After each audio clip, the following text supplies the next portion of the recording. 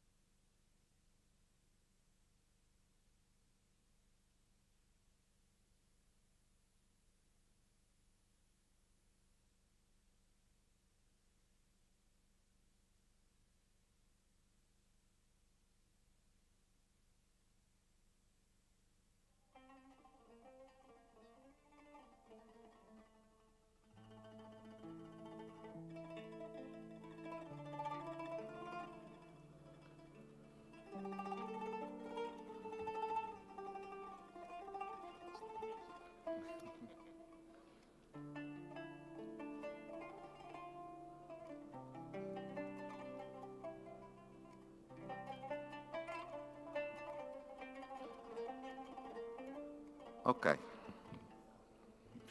15 minutes passed. Unfortunately, it's impossible to hear this wonderful music and the words that will be expressed about this important issue that we are debating here in Marrakesh.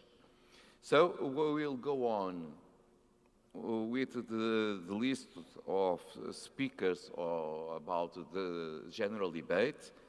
And the first one in my list is our my good friend, Amin bin Salman Al Musallan, the Speaker of the Council of Representatives of Bahrain. Excellency, you have the floor.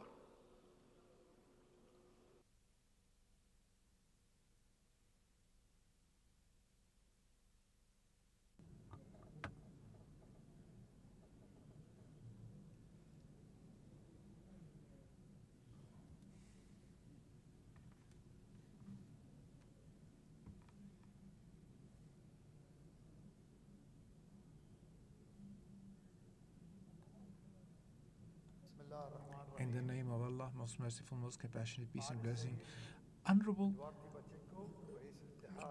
Duarte Pacheco, the President of UIP, Mr. Rashid Talbi, the Speaker of the lower house of the government in Morocco, the Honorable Nam Mariara, the Speaker of the upper house in the government of Morocco, Honorable Mr. Martin Chungan, the Secretary General of the Interparliamentary Union. Ladies and gentlemen, dear attendees, good morning to you. Peace and blessing of Allah be on you, ladies and gentlemen. In the beginning, I'm honored and privileged to convey to you the greeting of His Majesty the King Hamad bin Isa Al Khalifa, King of Bahrain.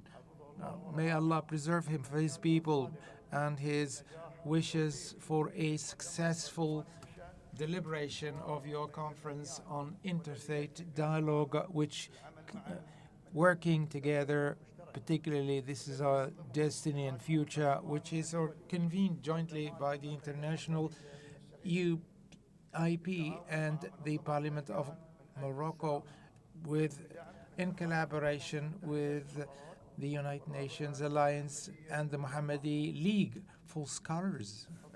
Dear attendees, ladies and gentlemen, undoubtedly the world of today needs more collaboration and needs more joint efforts in order to strengthen the values and the principle underpinning coexistence, more particularly in order to prevail among the peoples and communities of the world, as is seen in places and zones that are war-torn, and that really particularly they have failed to use diplomacy in order to solve their problems, and particularly these places where really terrorism prevail, and so the first victim is the human being itself or himself. Ladies and gentlemen, the results accruing from the interfaith dialogue to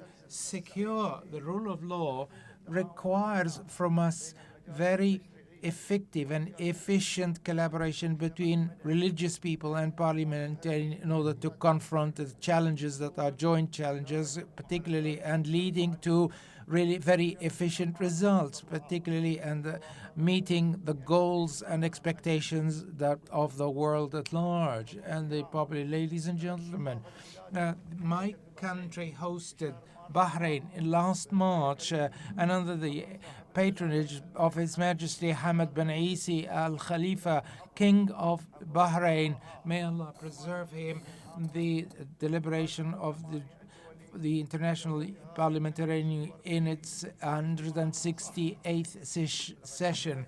And His Majesty, the King of Bahrain, sent a message through his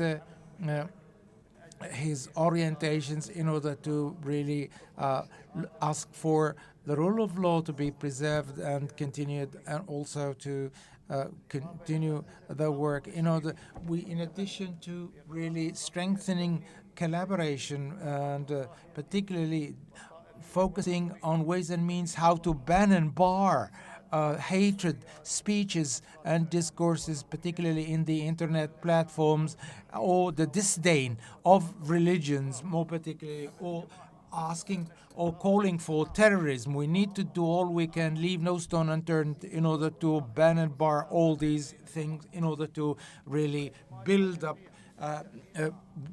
fraternity and friendship, particularly through a number of actions that can be made by asking and calling for tolerance. Dear attendees, ladies and gentlemen, the Kingdom of Bahrain really is proud of its humanitarian heritage, and particularly is calling for more tolerance and coexistence, particularly through the declaration of the Bahrain government. Particularly, a number of initiatives have been taken in all walks of life. And finally, on behalf of the Kingdom of Bahrain, I would like to thank immensely the Kingdom of Morocco under the leadership of His Majesty Mohammed VI, King of Morocco, and to the Moroccan Parliament for the hospitality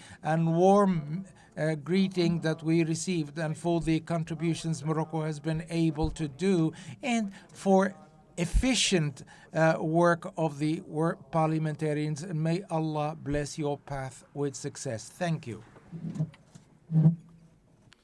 Mr. Speaker, thank you very much for your words, but allow me to express the gratitude of IPU for the warm welcome and the commitment that all the Parliament, His Majesty the King of Bahrain, and yourself gave during our assembly last March in your country, and how it was possible to confirm, not by words, but with our presence there, the tolerance and the friendship of your people that is essential in our organization.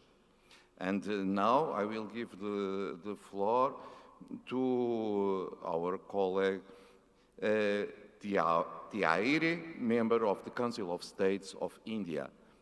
Please, you have the floor, dear colleague.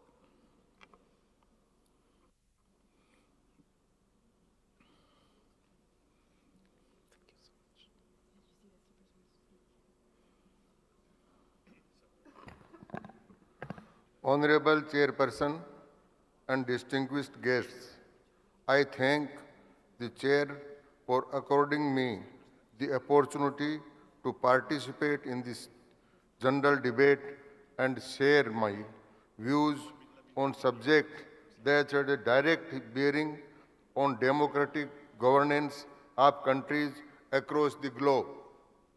Distinguished delegates, we all know that religions have had a profound influence on the political behavior of states as it had on individuals. By bringing political and religious leaders together, this conference, without doubt, provides us an apt opportunity to resolve common challenges that our society are facing today. India is a staunch supporter of peace and democracy and strongly believes in social harmony, mutual respect, and non-discrimination among different groups and communities, the core proposition of universal brotherhood. India has a long and rich history of interreligious coexistence. Ours is the land that has given birth of several religions of the world like Hinduism, Buddhism, Jainism, and Sikhism. We also have a long history of secular governance and interreligious harmony. Distinguished delegates, our Constitution, which is a result of rich debates and discussions of about 3 years, provides for the protection of individual rights and freedom, including the unimpeded practice of religious beliefs. It provides for a secular state that does not promote or show prejudice against any particular religion. Our Constitution guarantees the right to freedom of religion to the people. Fundamental rights to practice, profess, and propagate religion of one's own choice. It allows religious communities to manage their own interest, to build and maintain institutions for religious and charitable purposes. Our 7 decades of constitutional journey have stood the test of time. We have had our presidents, vice presidents, and also prime minister who belong to the minority communities. Our constitution recognizes 6 communities as minority, such as Christians, Sikhs, Muslims, Buddhists, Parsis, and Jains, so as to provide additional state support and extend special benefits under certain schemes and of programs. We have a dedicated Ministry of Minority Affairs that specializes for implementing various programs for social, economic empowerment and education of the minority communities.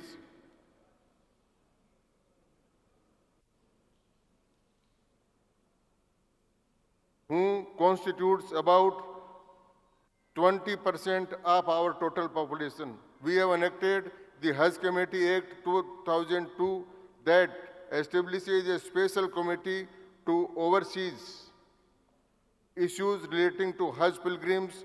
I must share with you that it is the fact that largest overseas activities undertaken by our government, annual quota of India for Hajj pilgrims has now become 200,000, and we are making every endeavor to provide better facilities and amenities for our pilgrims.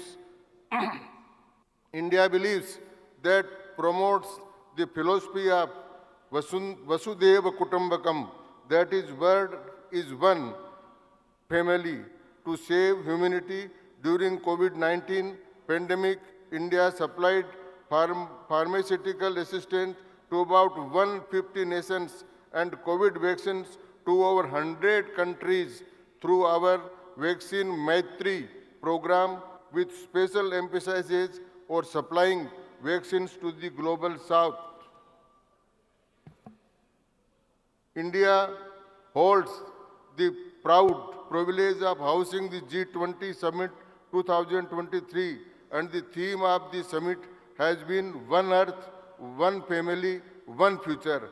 That is reflective of India's worldview of an inclusive new global order as G20 nations acknowledges in the significance of interfaith dialogue in maintaining peace, stability, and prosperity. The G20 interfaith forums undertaken regular debate on how faith-based organizations can advance special social and economic developments. Ladies and gentlemen, I would like to conclude by saying that India is a peaceful and harmonious country that upholds the values of Dharma and Ahimsa. In India, we all identified first and foremost as Indians, and that binds us all together. I urge all the parliamentarians, leaders, and scholars present here to collectively pursue the agenda of world peace, progress, and prosperity. Let us collectively fight the decisive forces which do not want us to be united. Hatred and violence have no place in our civilized world.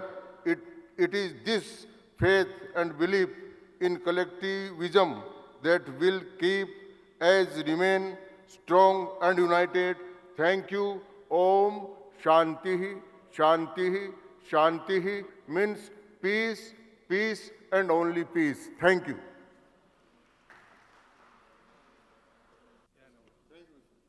Thank you, sir. Thank you, dear colleague.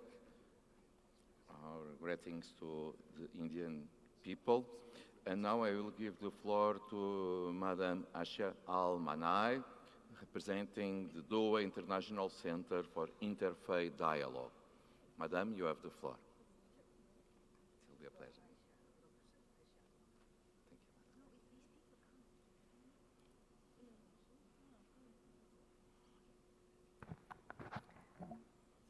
Bismillah ar-Rahman ar-Rahim. In the name of God, most gracious, most merciful, may peace and blessings be upon the Prophet, his kith and kin, and all his companions, the fellow prophets and messengers. I would like first to thank the International Parliamentary Union and to thank the Moroccan Parliament as well for their kind invitation to attend this very important conference. I represent the International Doha Conference for Interfaith Dialogue in the state of Qatar. We have been addressing this interfaith dialogue topic and also other topics that is as part of the interest it takes in this, and the state of Qatar built this center in 2007. And there have been annual meetings and many topics that were addressed, very important topics relating to religions and faiths. And we are aware of the fact that when the state of Qatar hosted the World Cup in 2022, it, of course, drew the attention of the entire world to that very specific and major sports event. And everybody was able to see the results of the work we've been achieving in Qatar and on that occasion. And this is also a case of the coexistence that exists between different religions and civilizations. Of course, we need to have this dialogue not just with the other quote-unquote, but also between Muslims as well. I supervised a major conference 10 years ago, and it represents a bold dialogue between the Shia and Sunni Muslims, especially that the Almighty says in his book, had the Almighty wanted all believers to believe, then they would have done that. You, as prophet, cannot coerce people to believe, and therefore the Almighty God wanted this diversity and difference to exist between the people. And we have to live and experience that diversity in a spirit of peace. And the Almighty has created humans to build the earth and to learn to coexist. And the Almighty says, if God had willed it, He would have created humanity as one nation, but they would still be different. Therefore, we are different. There is diversity in everything, in our races, in our ethnicity, in our languages, in our appearances, etc. Therefore, I do believe that if we want to have any successful form of dialogue, we have to overcome the obstacles hindering the dialogue, that is failure to respect the other, failure to respect diversity, and also the disdain towards the religious beliefs. And there is also a key element in this respect, and that is faith should not be part of the dialogue, because if we engage in a dialogue regarding faith, then that might lead to clashes. We have to deal with matters relating to social aspects for this coexistence. I would like to quickly say something. We have to keep in mind that we need to respect the different ethnicities. We respect the diversity, and when we talk about diversity, that applies to males and females. So the Almighty has created males and females in all aspects. Almighty God has created plants, animals, and there have always been males and females in His creation. And the male cannot become a female and vice versa. And the Almighty says you should not seek to change what God has created. And that is, in that way, we would have a very realistic approach to life, to the religions, and to the environment around us, including plants and animals. Thank you very much for your kind attention. Thank you very much, Madam. Professor Almanai, allow me just to express something that you refer in your speech. It's relevant not just the dialogue interfaith, but inside sometimes the religions themselves, the different faiths. I had this experience that something, for me, it was impossible to understand what happened. Some years ago, when I visited North Ireland in a private visit, and I saw the hate and violence between Catholics and Protestants, both Christians, but they fight. It's impossible to cross people from a Catholic to cross the street where Protestants are living, and the same. Different schools, everything different. So also it's important to have dialogue inside the faith of each one. Otherwise, we will not solve the speech of hate and violence that sometimes separate the human beings. And now it's time to give the floor to our colleague, member of the Knesset, of Israel, Mr. Danny Danon. You have the floor.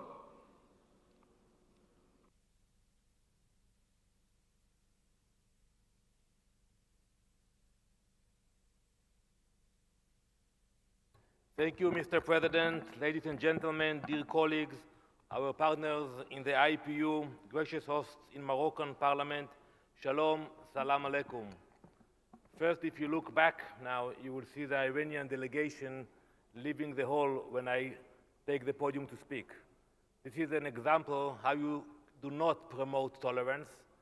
This is an example how you do not promote inter-religious dialogue. I think the right thing to do is to hear each other, to speak directly, and to have a real dialogue. Shame on you for leaving the hall. Shame on you for this behavior. I believe the Iranian people deserve a much better and stronger leadership. Mr. President, today I stand before you as a representative of the Knesset, the Parliament of Israel. Israel, a country that embodies diversity and multiculturalism, has been built upon the foundations of religious freedom and coexistence. It is a place where people of different faiths have found refuge and a homeland. Religious tolerance is a fundamental principle that lies at the heart of any democratic society. It is a recognition that each individual has a right to practice their own religion freely, without fear of discrimination or persecution.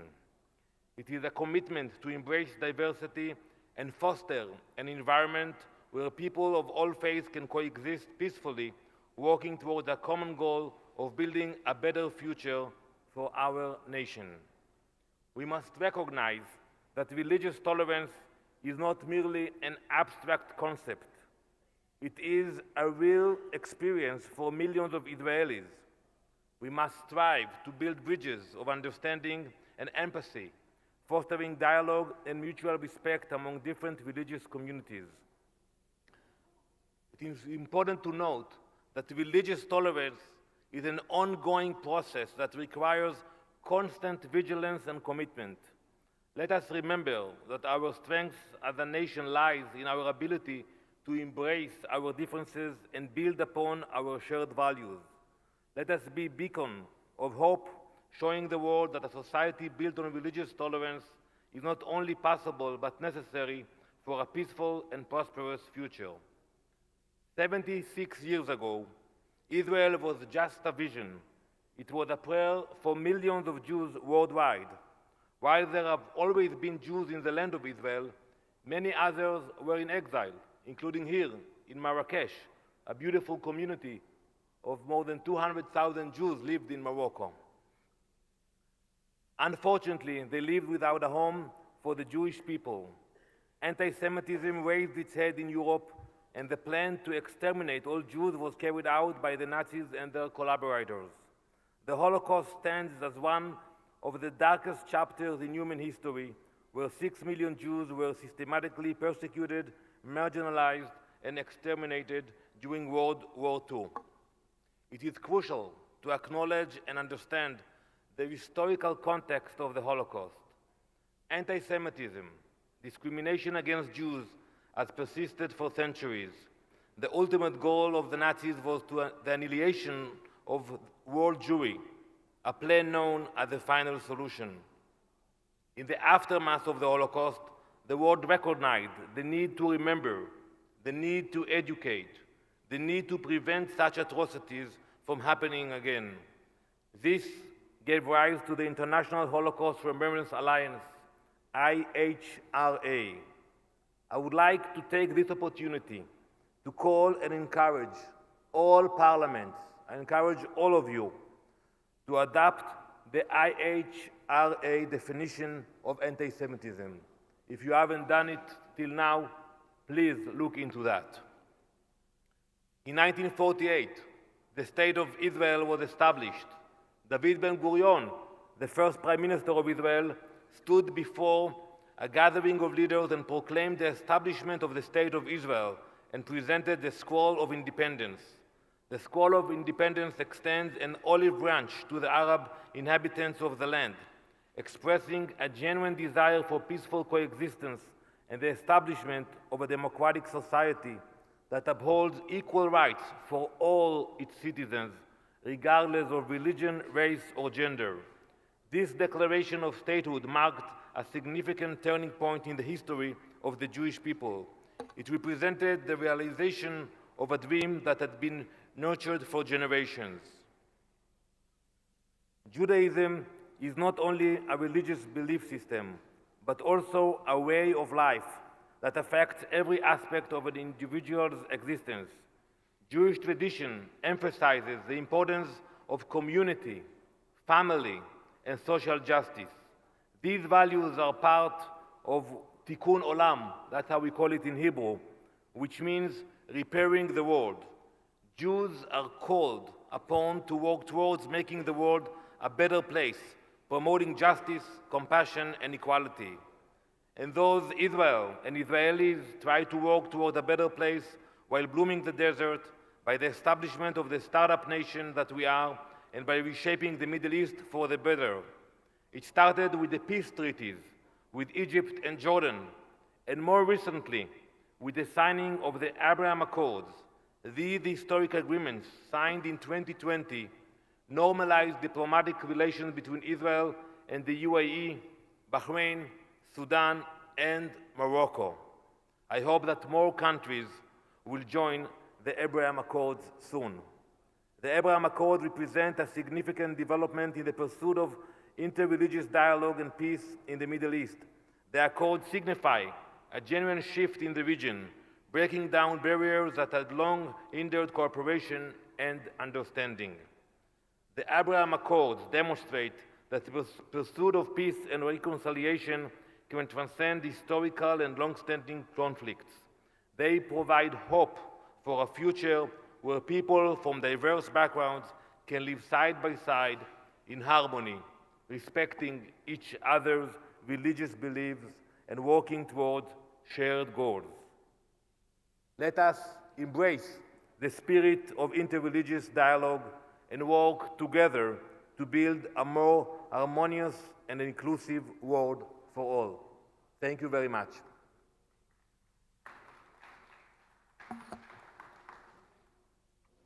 Thank you.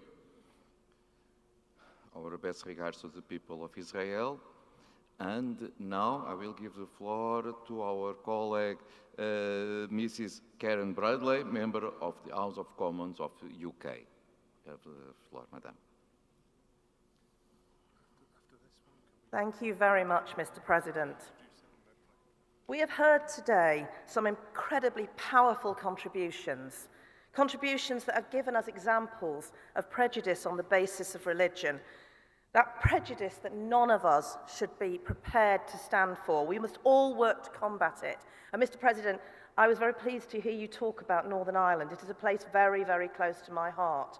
And it is a true example of where intra-faith dialogue and leadership can actually transform lives in a way that is making Northern Ireland unrecognisable from the place it was 25 years ago. And it's those kind of examples we should all look at. But I want to move our dialogue today on from the discussions about examples of prejudice and onto the practical way that we as politicians and policymakers can work with faith groups and others to deliver our policy aims.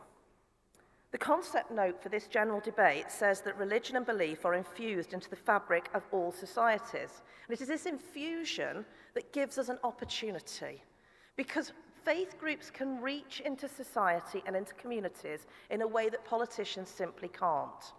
The trust that is given to a faith leader by people, by members of the public, by those that elect us to be their political leaders, cannot be understated. And it is those relationships and that trust that gives us opportunities to deliver on policy. And I want to cite 3 examples in a field that I am particularly passionate about, and that is the combating of the hideous crime, the heinous crime of human trafficking and modern slavery. Mr. President, you will know that there are estimated to be 50 million victims of modern slavery around the world. 40 million of those are victims of forced labour. These are people that sew our clothes, that wash our cars, that pick our food. And they are people that are involved with their faith. They are people that attend their churches, their synagogues, their temples, their mosques. They have trust in their faith leaders. And those faith leaders can help us to reach those victims. And I want to give 3 real examples of how this has happened in practice. The first of these is an example from when I was the minister in the United Kingdom with responsibility for the modern slavery work that we carried out there, including taking the Modern Slavery Act 2015 through the UK Parliament. And during that time, Theresa May, who was the then Home Secretary and my boss, worked with faith leaders. She worked with His Holiness, Pope Francis. She worked with the Archbishop of Canterbury. She worked with leaders of law enforcement. So the Commissioner of the Metropolitan Police Force, for example, was involved. And they set up a group called Santa Marta. And this group included representatives from many countries. Spain was involved, Nigeria was involved, Italy, the United Kingdom. And the work that was carried out was about how to educate faith leaders to be able to recognize the signs of modern slavery, because they would be able to find those people, the people who trusted them in their confessions, in their parish meetings. These were people that we could reach through the church. And it was a fantastically successful group that saw us setting up more and more law enforcement routes to help the victims through the use of the faith-based organisations that reached them. Another example I want to cite is how we worked to try to identify those victims of domestic servitude in the United Kingdom. Domestic servitude is a hideous crime. People forced to sleep on kitchen floors, drink from dog bowls. These are not people who are treated like human beings, but they are able to go to worship. And so we worked with the faith groups, which we knew were the ones that the victims of domestic servitude visited.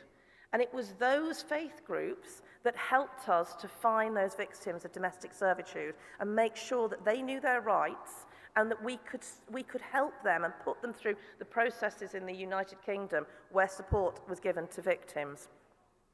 My final example is an example of a charity called Arise, which I am very proud to be a trustee of, and my colleague, Lord David Alton, was formerly a trustee of.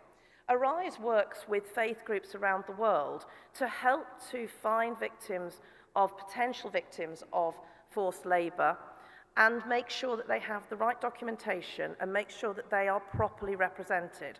An example I will give you is the tea plantations in India. And this is something that the tea company, the tea seller, wanted us to do, wanted Arise to be involved in, because it's in their interest to be able to say that there are no victims of slavery in their tea plantations. So the sisters in the tea plantations are trained by Arise to be able to give full documentation, full right to those workers in the tea plantations. So first of all, the seller of the tea in the United Kingdom can say there is no slavery in our supply chain, but also we know that those people who could be exploited are not being. These, Mr. President, are real examples of how we can work with faith groups. And I would like this dialogue to explore further how we can work across all faiths to reach those victims of crime, those people in despair, those people who need our support. It is the very least that we can do as political leaders. Thank you.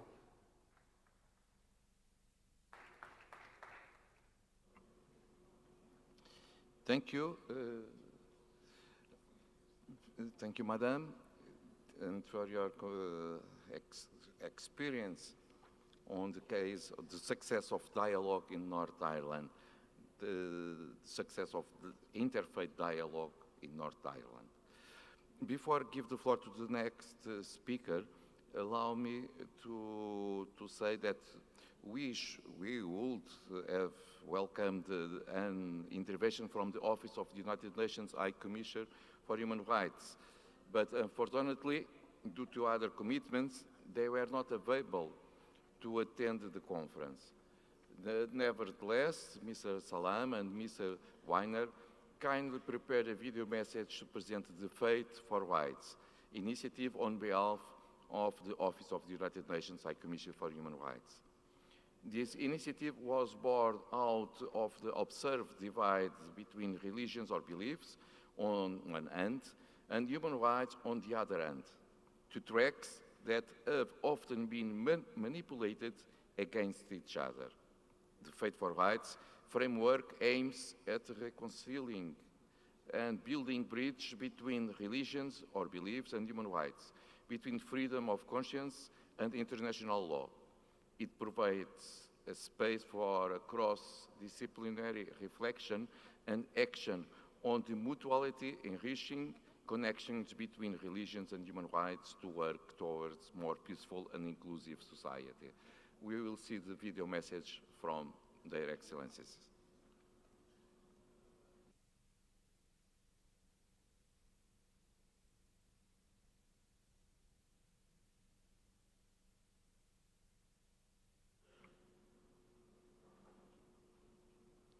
I wait to the video.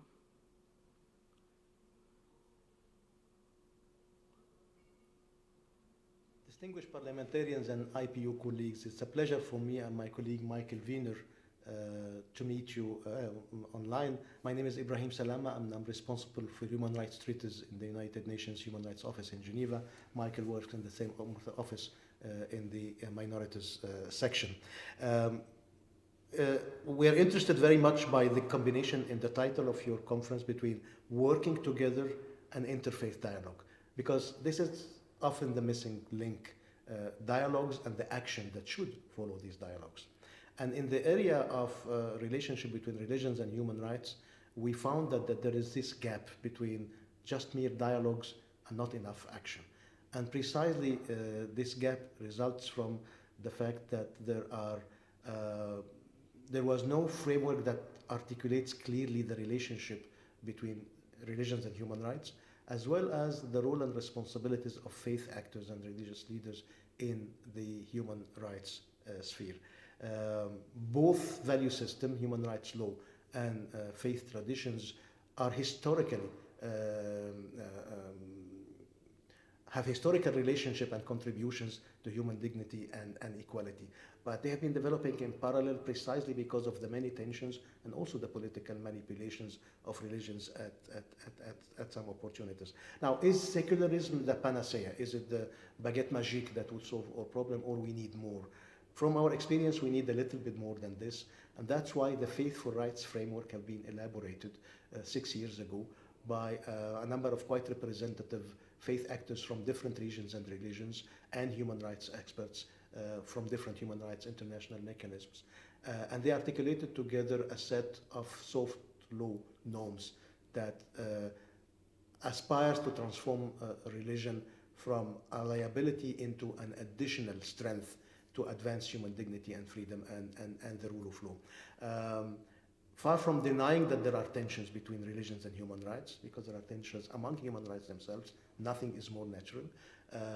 This framework provides a common narrative and also a methodology of peer-to-peer learning that aspires to transform religion from a problem to a solution and from something to be ignored because of a doctrinal interpretation of secularism into a force in the society to be integrated in a manner that is human rights based. Concrete examples can be given on that. Michael.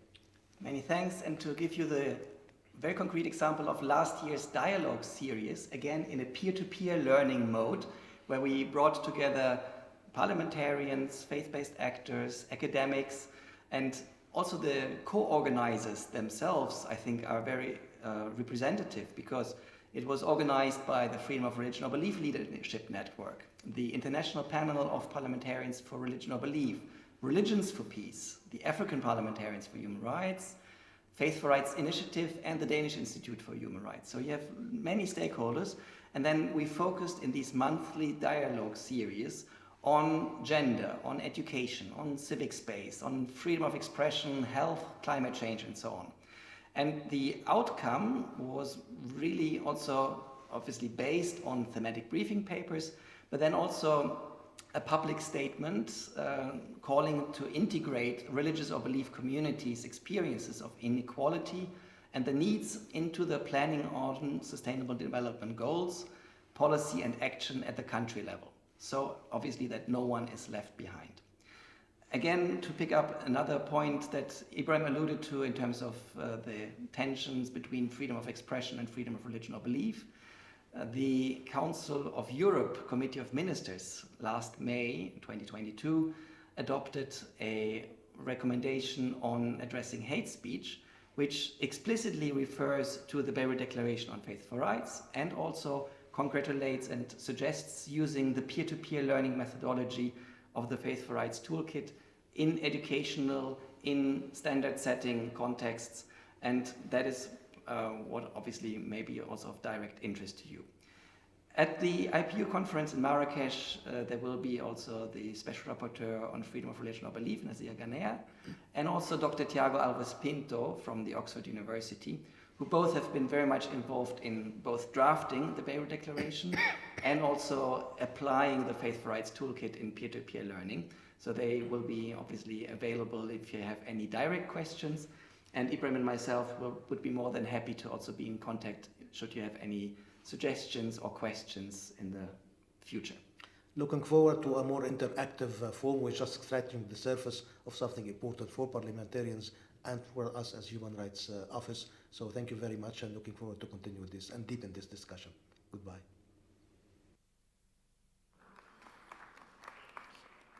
Thank you. I think we will all wish the success and concrete results for this initiative of the Faith for Rights. And now we come back to our list of speakers.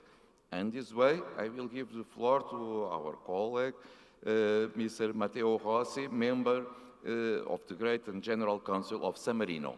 You have the floor.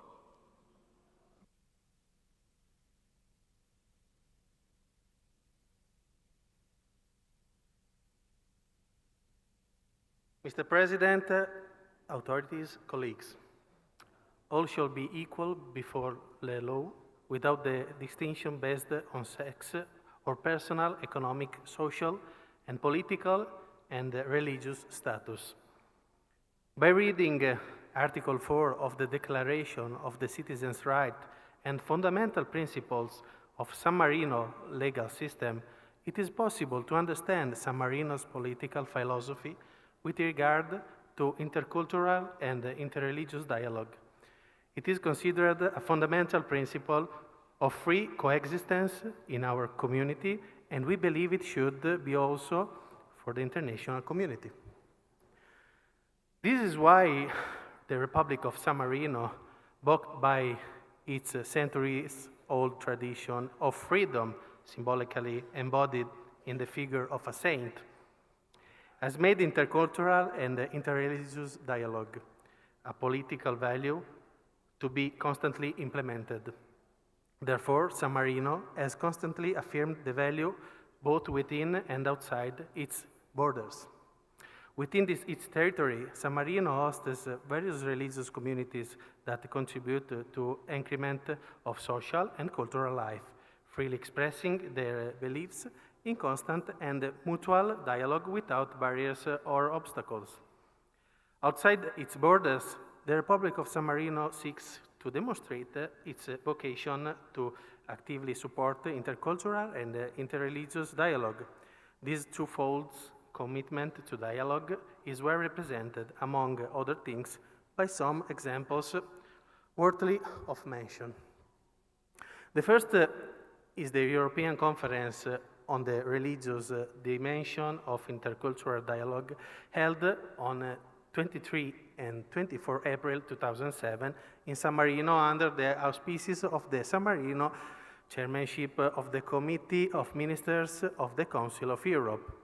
The final declaration, San Marino Declaration, represented, according to general consensus, an important milestone in the efforts to promote, foster, and develop intercultural dialogue in Europe, in particular its religious dimension. Get in San Marino, representatives of the main bodies of the Council of Europe, the government of the member states, the regulations traditionally present in Europe and civil society discussed with the assistance of experts, the implication of cultural and religious diversity with the aim of strengthening dialogue and cooperation based on shared values and united by the concept of democracy for all. The second fact I would like to mention is the presence in the historical center of San Marino, small but visited by millions of people every year, of no less than 3 places dedicated to intercultural and interreligious dialogue. There are 3 symbolic places built by will of the current San Marino community to testify to its efforts in concretely affirming the value of dialogue as well as interest in promoting it. These places are, 1, the Cave of Interreligious Prayer, built in 2007 during the San Marino chairmanship of the Council of Europe to allow people of all countries and religions to stop to meditate and pray. 2, the different equal sculpture of 2008 designed to interpret the value of dialogue between cultures and peoples. 3, the Chapel of Religion, as it was defined by the Al Jazeera Global Network, a unique meeting place for religions, built in 2019. It is housed in the Chapel of St. Anne, a sacred building now dedicated to intercultural and interreligious dialogue, and inaugurated by the highest authorities in the occasion of the 70th anniversary of the Council of Europe. It is therefore no coincidence that the first and only official Shintoist monument in Europe is also located in the Republic of San Marino, the San Marino Jinja. These examples are not an end in themselves. They concretely demonstrate that the promotion of intercultural and interreligious dialogue is one of the priorities of the Republic of San Marino. In this context, religion and the religious facts are fundamental elements of every dimension of free, democratic, and peaceful coexistence. The development of interreligious dialogues as a component of intercultural dialogue is therefore, at all levels, a fundamental contribution to the defense and promotion of the fundamental values on which our peaceful coexistence as human beings is based, beyond diversity. Such diversity can be enhanced precisely to promote the dialogue in which we all believe, which is a founding value of all democratic and therefore peaceful coexistence. It is therefore not an instrument of syncretism, but rather the only effective instrument to prevent the essential threat that always hangs over people's lives for a common future in peace and freedom. Grazie. Thank you. Shukran. Grazie mille. Caro colega, no. First, I will give the floor to our colleague from Cyprus, from the member of the House of Representatives, Averov Neofato. Please, dear colleague.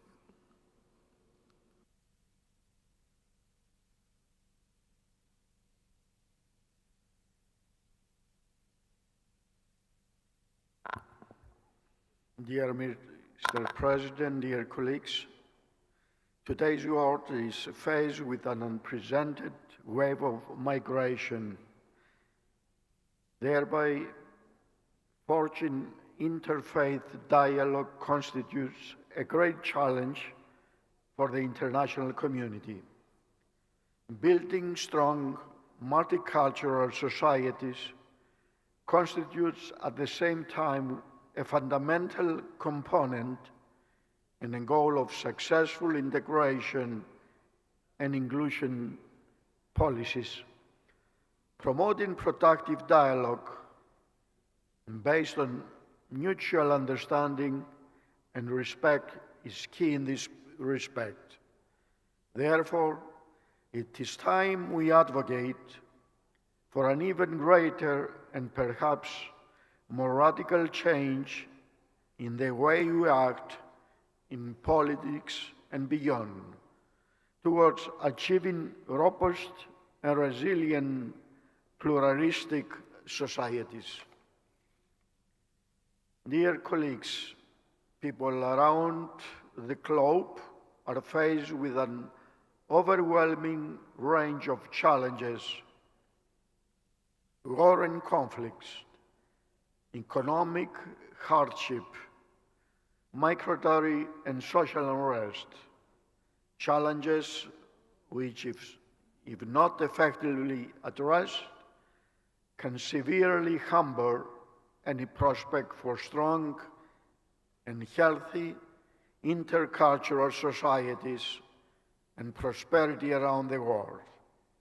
It is therefore imperative we reset our goals, policies, and strategies, starting from school students and extending the rest of the population. It is of paramount importance to develop a comprehensive intercultural strategy. Cyprus, my small country, is a multicultural country. Throughout the ages, Cyprus has grown to be a mosaic of different cultures and religions, and diversity has become our great strength. Despite the Turkish invasion and continuing occupation of part of my country since 1974, which affected social cohesion, we Cypriots managed to a great extent to safeguard diversity among people of different backgrounds. I wish to point out that religion was never a problem between the two communities in Cyprus.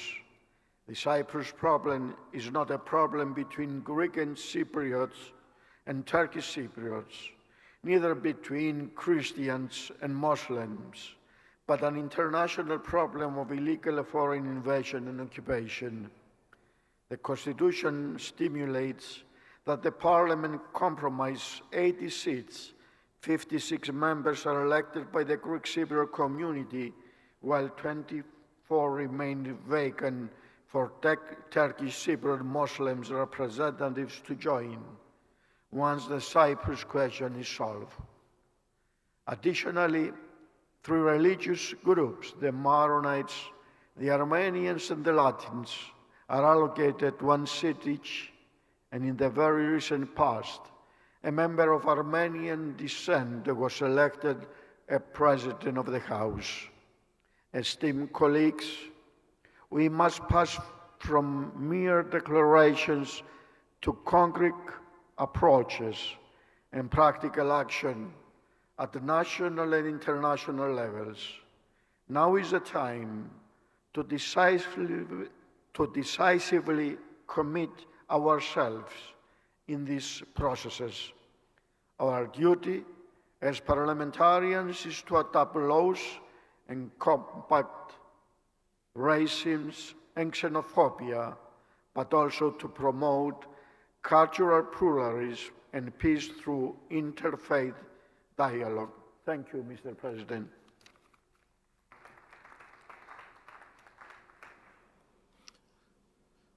Thank you so much, dear colleague.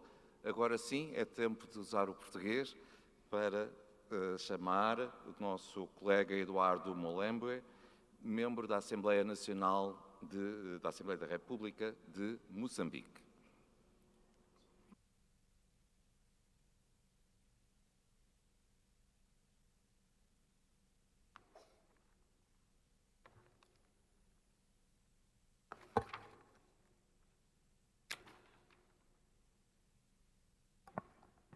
Ilustre Presidente da União Interparlamentar, Excelência, Senhoras e Senhores, Excelências, estou muito grato por dispor desta oportunidade para tecer algumas palavras em torno do tema que nos é proposto nesta conferência parlamentar sobre o diálogo interreligioso, trabalhando em conjunto para o nosso futuro comum.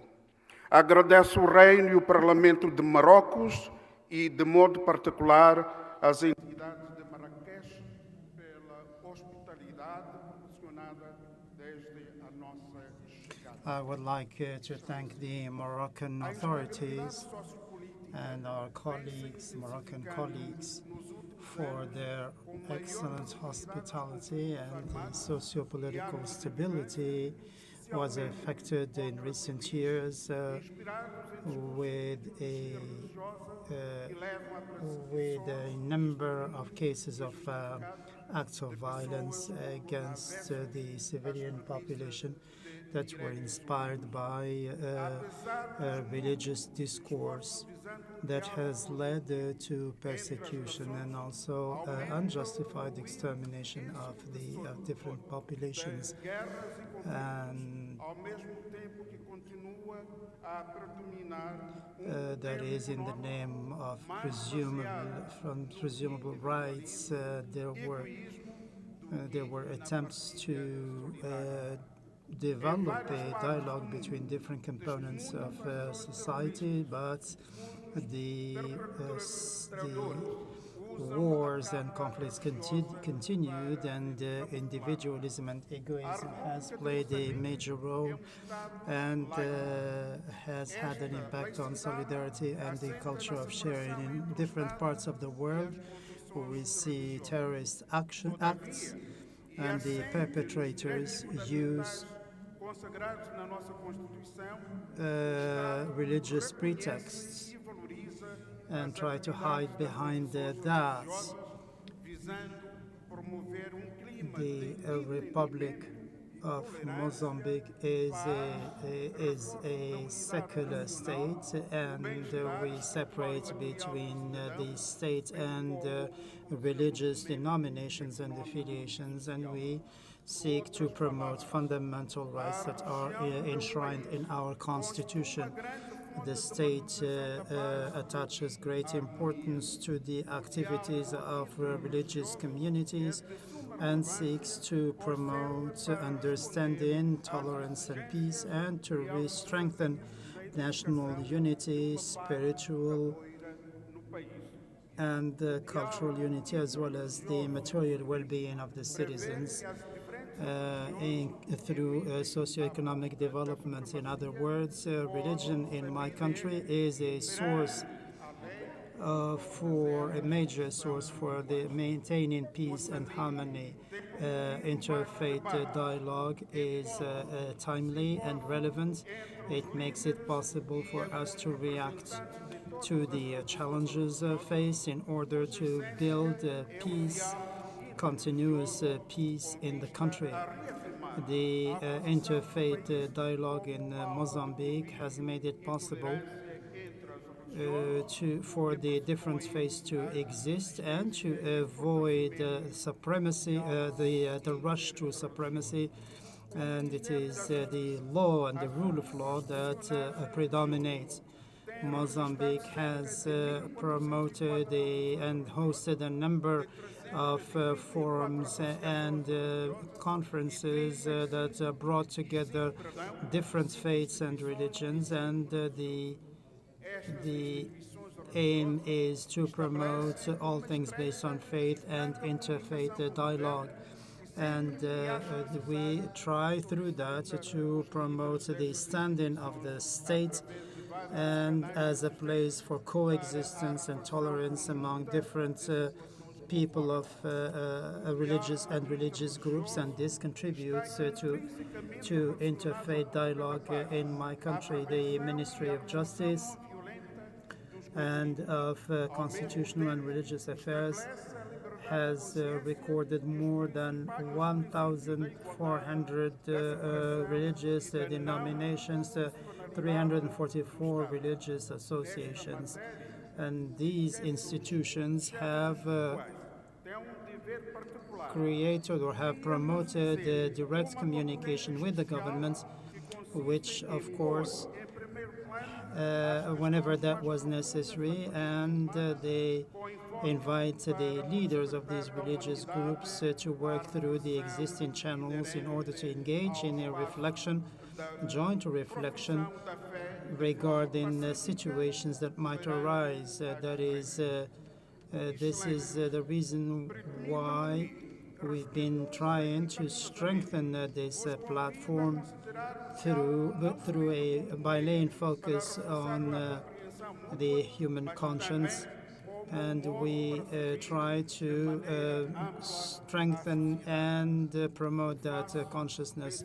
I would like to invite you to look at dialogue not just as a means to reinforce understanding, mutual understanding, but also as a mechanism that serves society as a whole. I am doing this based on based on the words of His Holiness John Paul II, who said that the religion has to be centered around God Almighty, and the first religious duty is the cultural practices, prayer, and thanks to the Almighty. These are mentioned in many faiths, and therefore the opening of one of the chapters of the Quran says, "In the name of God, the gracious, the most gracious, the most merciful." Therefore, in the song inspired by the Bible, we hear the same thing, that is a universal call. Each one who has life in his body glorifies the Almighty through the Hallelujah and the Gospel. And we read the same thing in the other religious texts. And the angels sing also to the Almighty's glory. There are many parties and stakeholders that are trying to lead a life without reference to the Almighty, and the call is to recognize that the center of the universe and that the Almighty is an essential part for all endeavors seeking to ensure the well-being of humanity, end of quote. Therefore, if through divine devotion, if we were to uphold the divine will, then that will help us to address the needs of human beings as members of one family, which is that of the sons of Adam, and we are all the beloved children of God. To conclude, I encourage all the government officials to continue their peaceful activities to promote interfaith dialogue, so that the world of which we're dreaming, a world that is war-free, would be ensured. And I firmly believe that the International Parliamentary Union can become an international platform for the promotion of interfaith dialogue through the members of parliament. Thank you very much, and may the greatest glory go to God the Almighty. From all the international community to the people and authorities of Mozambique that is suffering terrorist attacks in the Cabo Delgado, killing innocent people that need the general condemnation from everyone. And now I will give the floor to our colleague Ludovic Goga, member of the National Assembly of Slovakia.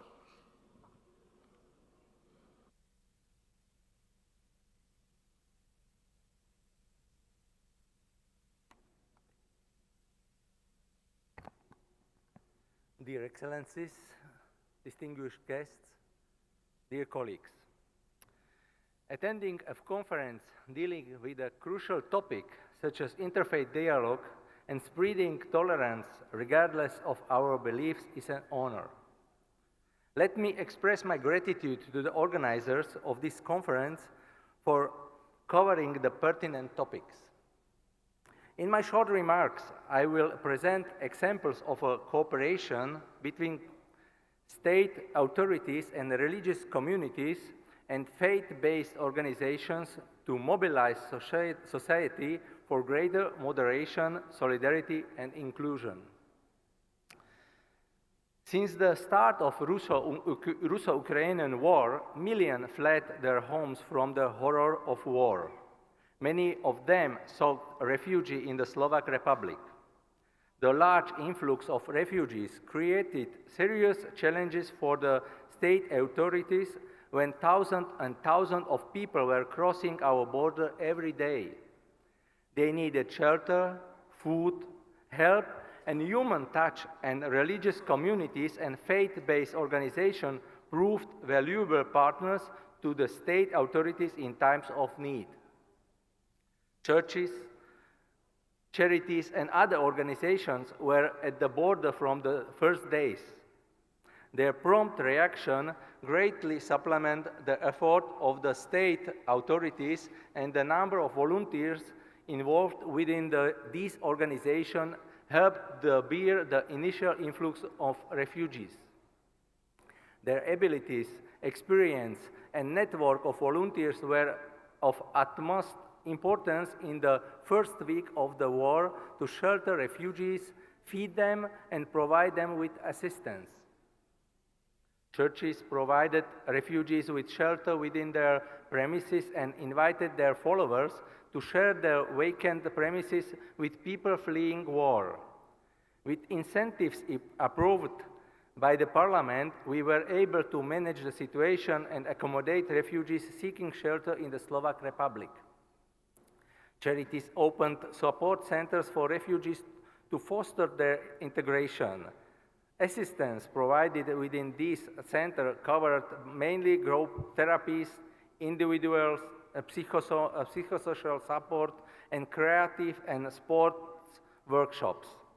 Charities also provided humanitarian aid in the form of food support, hygiene needs, and clothing.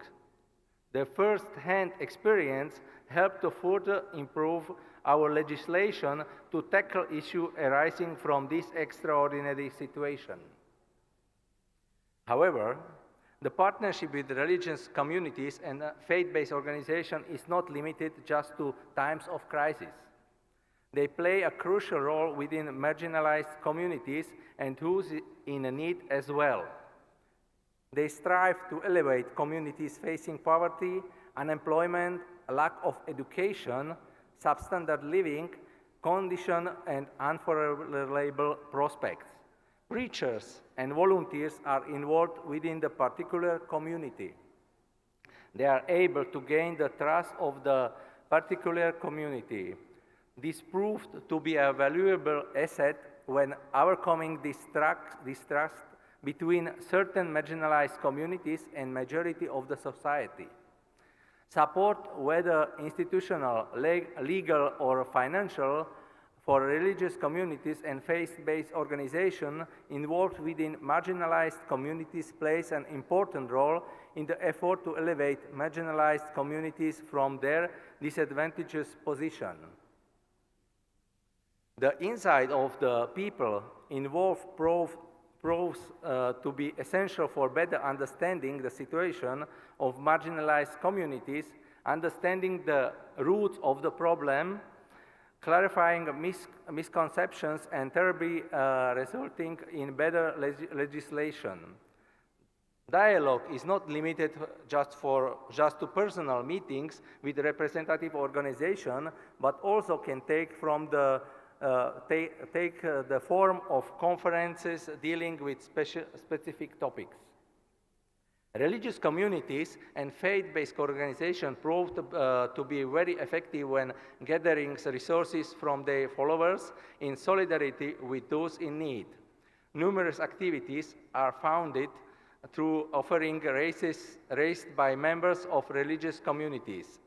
They invite and encourage their followers to share with people in need, not just in Slovakia, but also across the globe.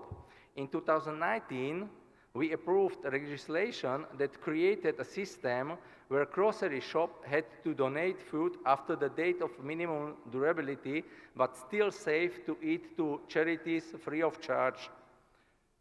It increased the volume of food available to charities as well as aimed to decrease food waste.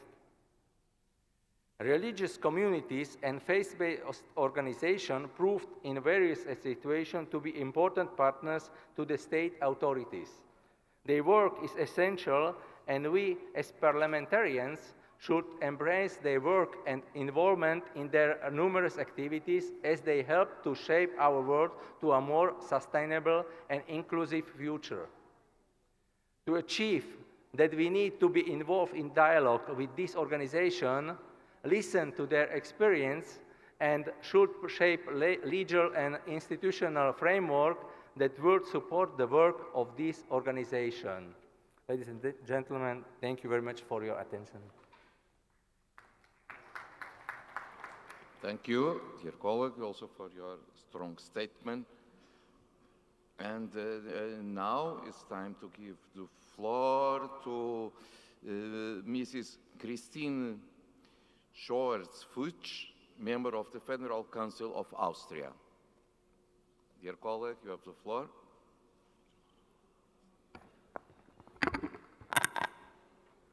Thank you, Mr. President, ladies and gentlemen.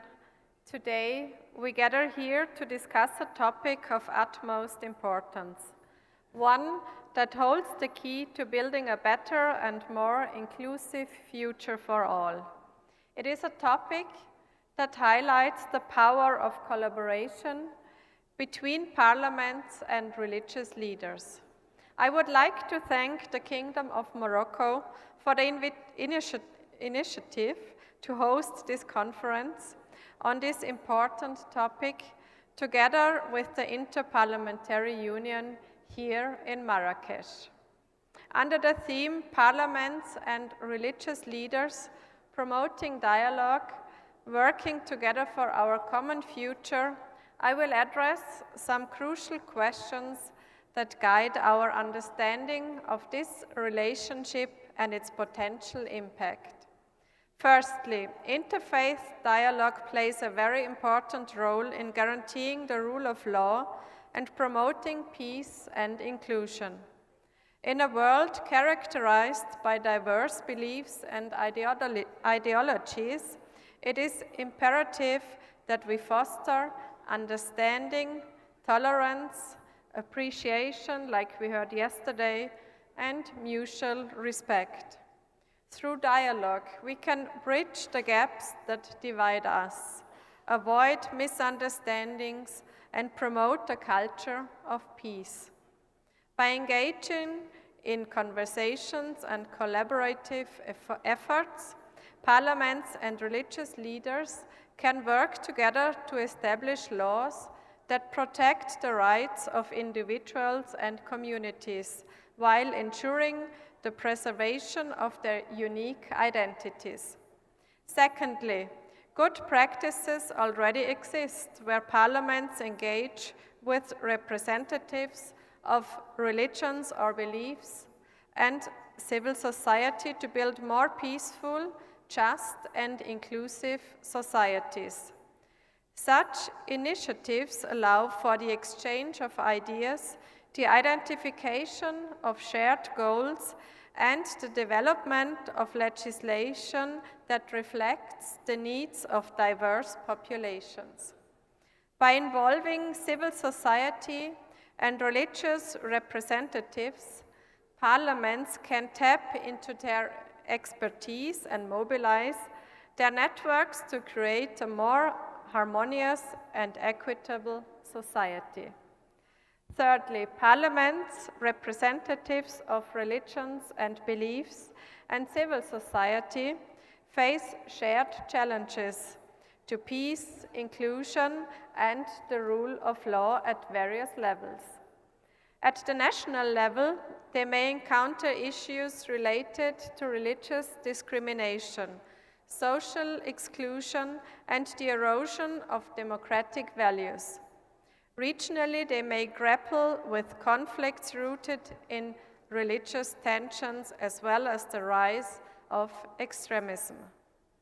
There are countries where people are persecuted because of their beliefs.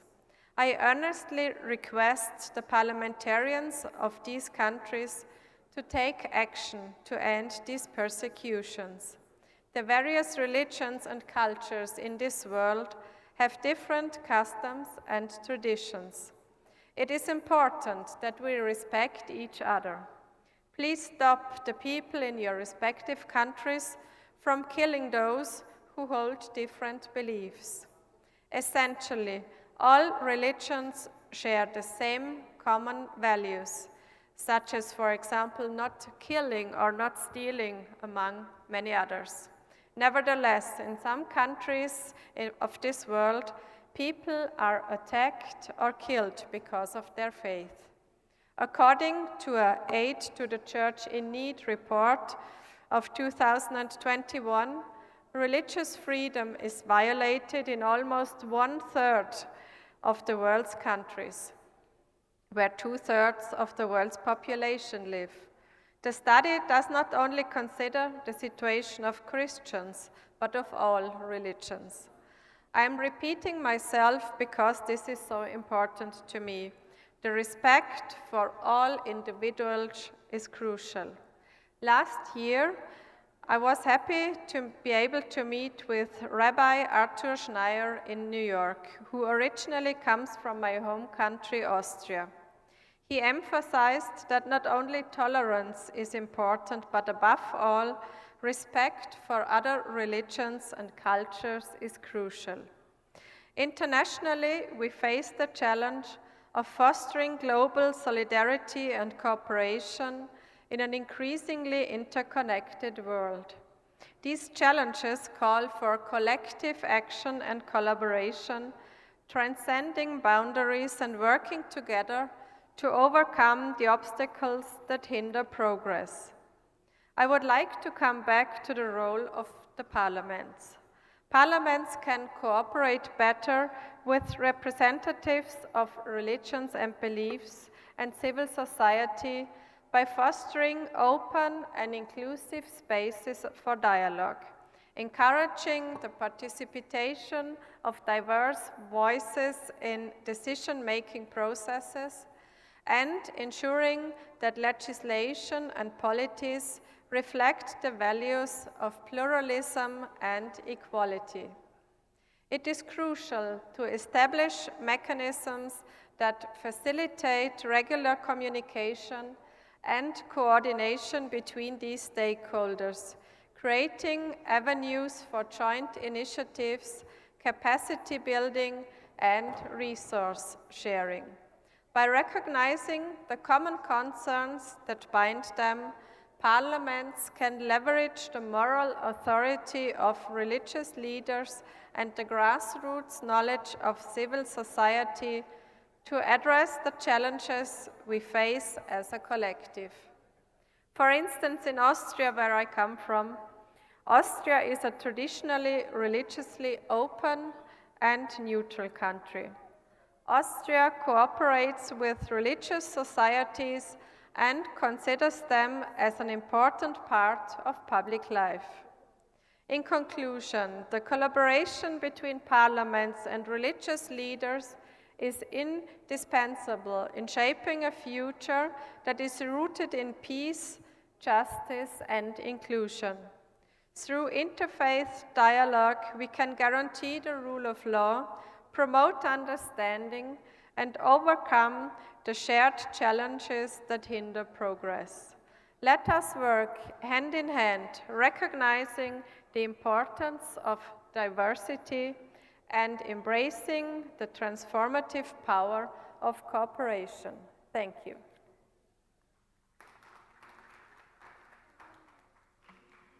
Thank you, dear colleague, for your statement.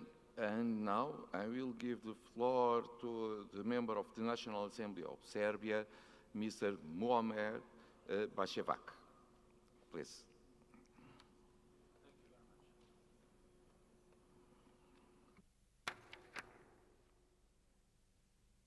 Excellencies, distinguished guests, ladies and gentlemen, brothers and sisters, Assalamu alaikum wa rahmatullahi wa barakatuh ta'ala, and good afternoon.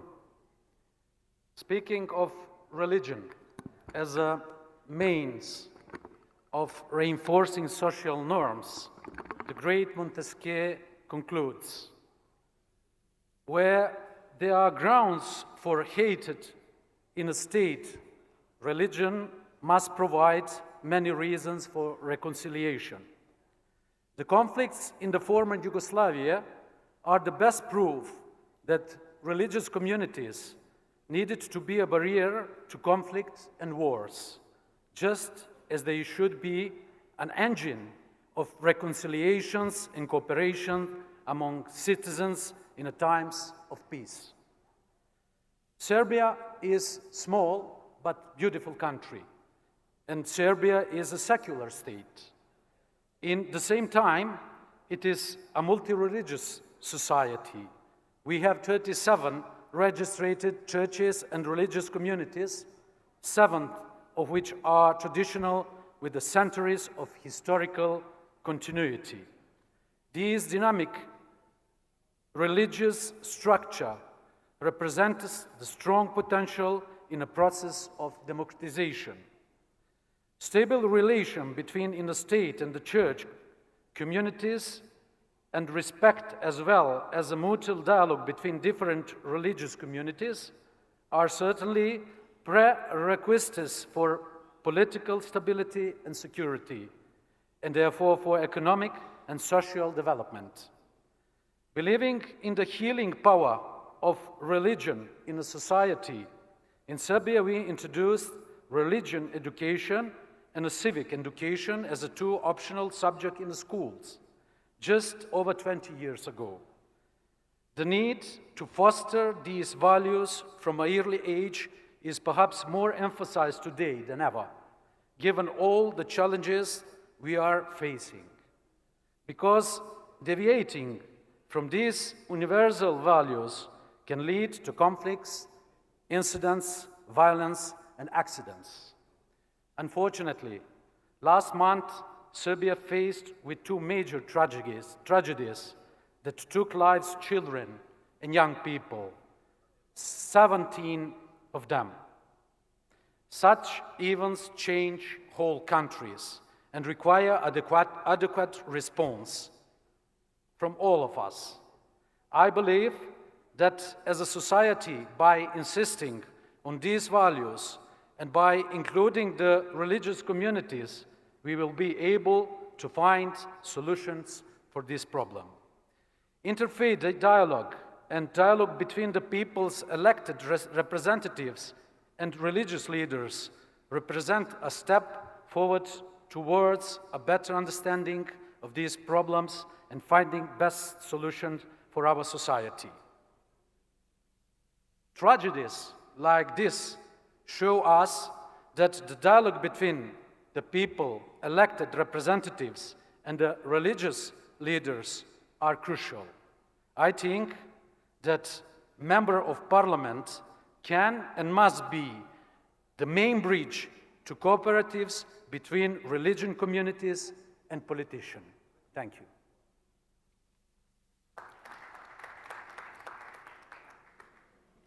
Thank you, dear colleague.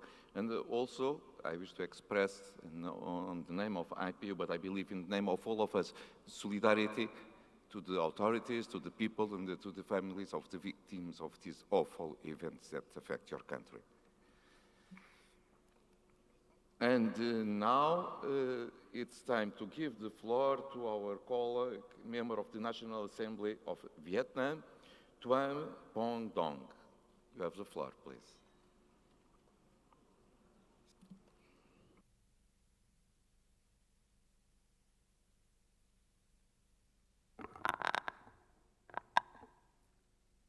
Excellency, Mr. President of IPU, distinguished parliamentarians, ladies and gentlemen, the world we live in has been experiencing many political and security upheavals, which evolve in a complicated and unpredictable manner. Drastic non-traditional security risks, terrorism, ethnic and religious conflicts continue in many places. This context requires coordination at different levels, including multilateral institutions. Therefore, I welcome the initiative of the IPU and the Parliament of the Kingdom of Morocco in organizing this important conference, confirming the determination and joint action to promote dialogue and cooperation for our common future. Ladies and gentlemen, Vietnam is a multi-ethnic and multi-religious country. Each of our 54 ethnic groups has beliefs and religions associated with its economic, cultural, and social conditions. Religious life is diverse and vibrant, with about 95% of the population practicing a belief or religion, and about 9,000 festivals and beliefs and religions each year and across the country. All major religions in the world are practiced in Vietnam. Vietnam's consistent policy is to ensure the right to freedom of belief and religion, to promote solidarity and harmony among religions, and to ensure equality and non-discrimination on religious grounds. The right to freedom of belief and religion is recognized in important legal documents of Vietnam, including the Constitution and the 2016 Law on Belief and Religion. On that basis, we have achieved important outcomes in ensuring and promoting human rights in general, the right to freedom and belief and religion in particular. Particularly, firstly, diversity, harmony, and equality among religions is guaranteed. All religions make certain contributions in many aspects of social life. Interfaith followers exist together. No religion plays a dominant role. All religions are equal to the law. Religious organizations are also very active in education, healthcare, social protection, charity, humanitarian activities, and during high times of the COVID-19 pandemic. 2, religious activities are increasingly active in our country. The state has made efforts to ensure and provide favorable conditions for religious gatherings and activities to take place normally. Especially important religious holidays are held on a large scale with the participation of a large number of followers, and many religious holidays have become community ones. Number 3, religious organizations and individuals are facilitated to expand their international relations. Many major international religious activities have been solemnly and successfully organized in Vietnam, have been appreciated by the international community, such as the United Nations commemoration of Vesak, which has been held in Vietnam 3 times, or the celebration of the 500th anniversary of the Protestant Reformation, etc. Ladies and gentlemen, the National Assembly of Vietnam for the current term has 5 deputies who are religious dignitaries. The fact that they are from different religions and participate in the elections and being elected as deputies demonstrates a fair and democratic process of election, showcases the prestige of the candidates and the confidence of the people and religious followers. The deputies who are religious dignitaries bring the voices of the people and followers to different forums of our National Assembly, including legislative activities. The peaceful and tolerant coexistence between religions added with the benevolence and humanity of the Vietnamese people and society have created a vivid picture of belief and religions in Vietnam, pure but diverse, intertwined but not contradictory. Especially in the current period, the positive and constructive relations between religions and the state have been clearly demonstrated and increasingly strengthened. Ladies and gentlemen, taking advantage of this conference, I would like to inform all delegates that this September, the National Assembly of Vietnam will host the 9th IPU Global Conference of Young Parliamentarians with the theme, The Role of the Youth in Promoting the Realization of the Sustainable Development Goals via digital transformation and innovation, a topic that has drawn the concern of many countries around the world. We look forward to welcoming parliamentarian delegations in Vietnam, and we hope you will have a chance to learn about religions and religious freedom in Vietnam. Thank you very much. Thank you. Thank you for your statement and for the commitment of the National Assembly of Vietnam to organize and to host the Forum of Young Parliamentarians that will happen next September. And I will say, I believe that many of us, we regret because we don't have the age to be present and benefit from the hospitality of your people and your parliament. But good luck for all members of young parliamentarians that will assist and participate in your conference. Thank you. And now I will give the floor to the member of the Islamic Parliament of Iran, our colleague Mojaba Reza Khan. Please.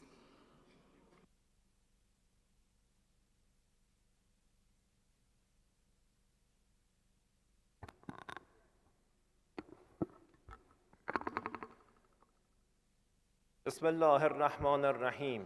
In the name of Allah, the most merciful, the most beneficent. First of all, I would like to thank the Kingdom of Morocco for organizing this conference and their warm hospitality. Humanity needs peace today more than ever before. In recent years, we have progressed in various sciences at a rapid pace, yet our morals and ability to coexist peacefully have often been on the decline. One of the most important factors that make discussion and finding solutions for spreading peace nearly impossible is the widespread misinformation regarding the main sources of violence. For today, what has caused the death and displacement of millions across the world is not isolated acts of terrorism committed by a limited number of extremists, but rather the warmongering policies of some of the world's biggest military powers. It's due to such policies that the lives of millions of people have been destroyed in countries like Afghanistan, Iraq, Syria, and Palestine. Yet, we fail to focus on and find solutions for this issue, since those fundings, these wars, are also controlling mainstream media.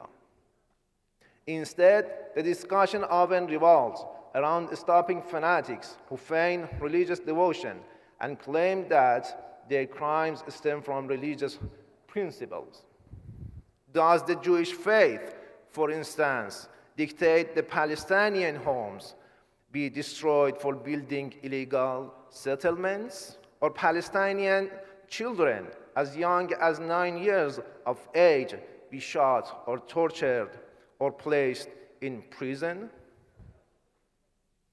People who are not educated about the true principles of divine religion, of Judaism, are likely to fall for this false depiction of its followers. They might mistake Zionism for Judaism and develop a dangerous sense of hate towards our faithful Jewish brothers.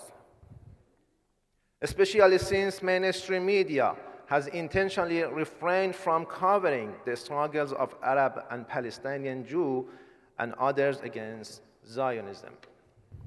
This is one of the major problems with the false portrayal of the main sources of violence.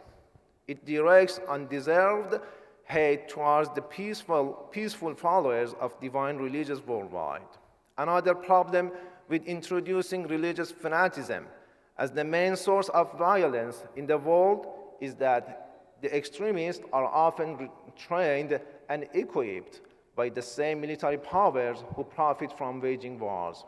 The political ideology of Zionism, for instance, would have never been able to kill and displace hundreds of thousands of Palestinians had it not been for the abundant support of the American military-industrial complex or the U.S.'s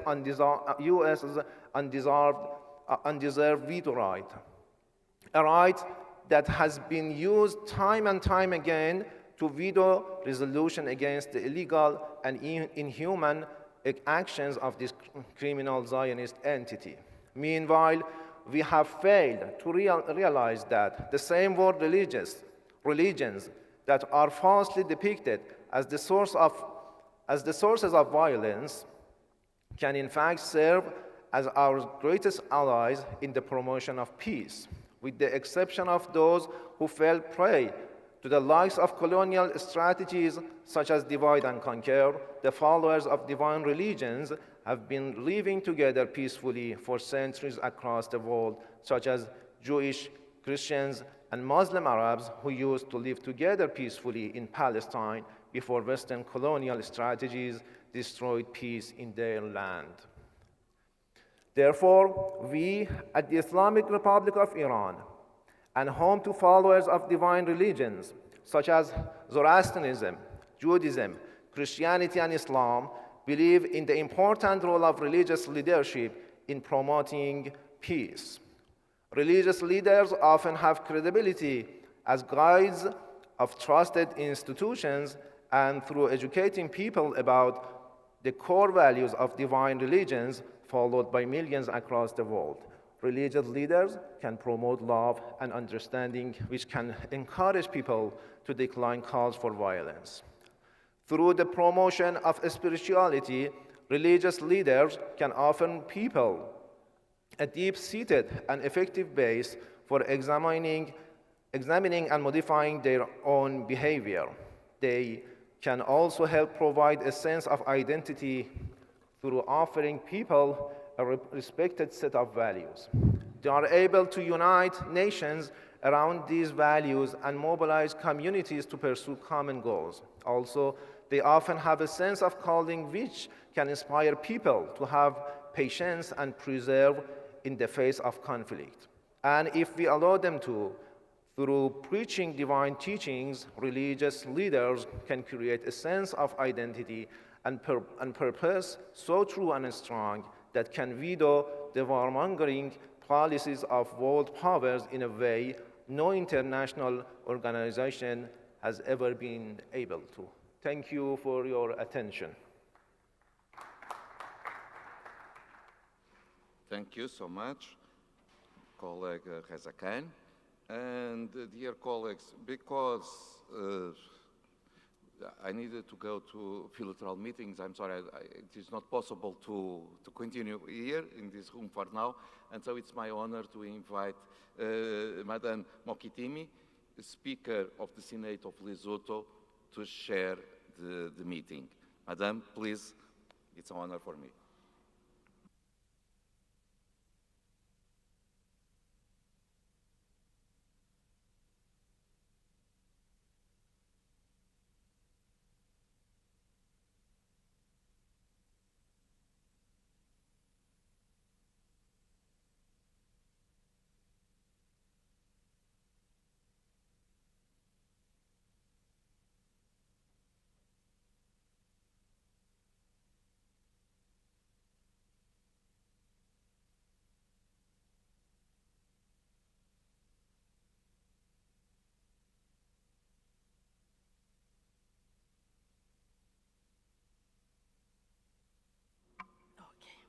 Thank you very much. The next speaker is from Palestine, and he's already here. He will give us his presentation.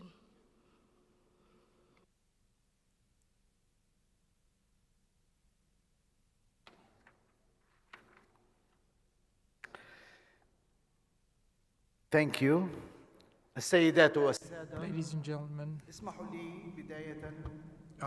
allow me first and foremost to thank Morocco for the hospitality and the appropriate organization of this Congress, and also the warm reception. I'd like to laud highly the message of His Majesty the King that was comprehensive and a source of inspiration for this conference that brings together the men of faith, politicians and parliament, which is quite an important opportunity for us in order to draft and reconsider quite a lot of issues that are of importance to humanity through the development of a strategy, particularly involving the religious people, parliamentarians and politicians, and fighting against terrorism and also hatred, particularly that has resulted only in creating havoc and a problem for our communities that have paid quite a lot of casualties, more particularly due to these preachings that are not appropriate, particularly that do not dovetail with what really our books, holy books, say. There are lofty values, particularly to consolidate the humanity of human beings and to organize the relationship holding between the human being and his God, and which is quite an important behavioral referential, particularly pertaining to how people treat their kind, particularly on an equal footing treatment, regardless of the race or color or ethnic affiliation, and what the world is witnessing in terms of crises under various appellations and labels, and all those crises really, they have no relationship with the values of religion. We need a holding. We need a holding whereby to really, and so particularly there is we need particularly the perpetrators of such things really try to manufacture an enemy, particularly so that they can guarantee their and preserve their positions, and so that they can market their really bad ideas, and so it becomes like a really straw that can be devoured by heat, by fire. Palestine, throughout history, was the cradle of quite many religions and civilizations of the world. This is the reason why Palestine has always been really distinguished, particularly in cohabitation of the people, and particularly from the three ethnic creeds. But since 1948, and for the last 75 years, we really are under occupation by Israel. Particularly, Israel is turning its back, more particularly to the international laws and to the principles underpinning humanitarian law, and it goes against the laws of religious laws, particularly through really transgressing the rights of people. Particularly, the killing takes place on a daily basis, and Israel is working to restrict the religious freedom of the Christians and Muslims in the area, and banning them from going to the places of worship in Jerusalem and Al-Quds, and also it's violating these aggressing them and aggressing people of faith during their prayers, and right in front of everybody, violations of human rights. So achieving peace in the Middle East requires looking at the root causes, and through negotiations and through dialogues, particularly a concrete dialogue. What we see today is that Israel is seeking whimsical achievements to establish peace when it is still occupying our land in Palestine. Ladies and gentlemen, today we are hopeful that this Congress will really be successful in achieving peace and justice and giving the rights, legitimate rights, to the Palestinian people that is under occupation of Israel.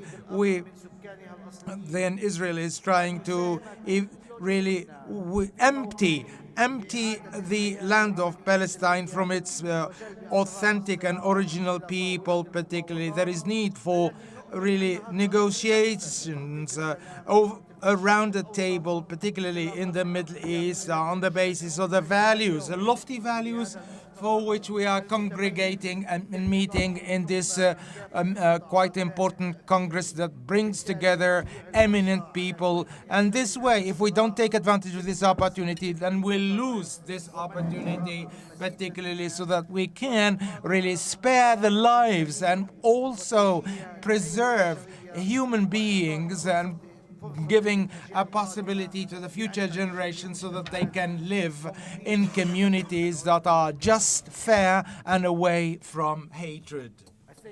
Ladies and gentlemen, the time of slavery has ended a long time ago, and we need to confront and to anyone who really tries to deprive us of our freedom. Freedom is something that is not negotiable, and we will continue to remind you that there are still people in Palestine whose hands are really ready to engage in peace, and history will really not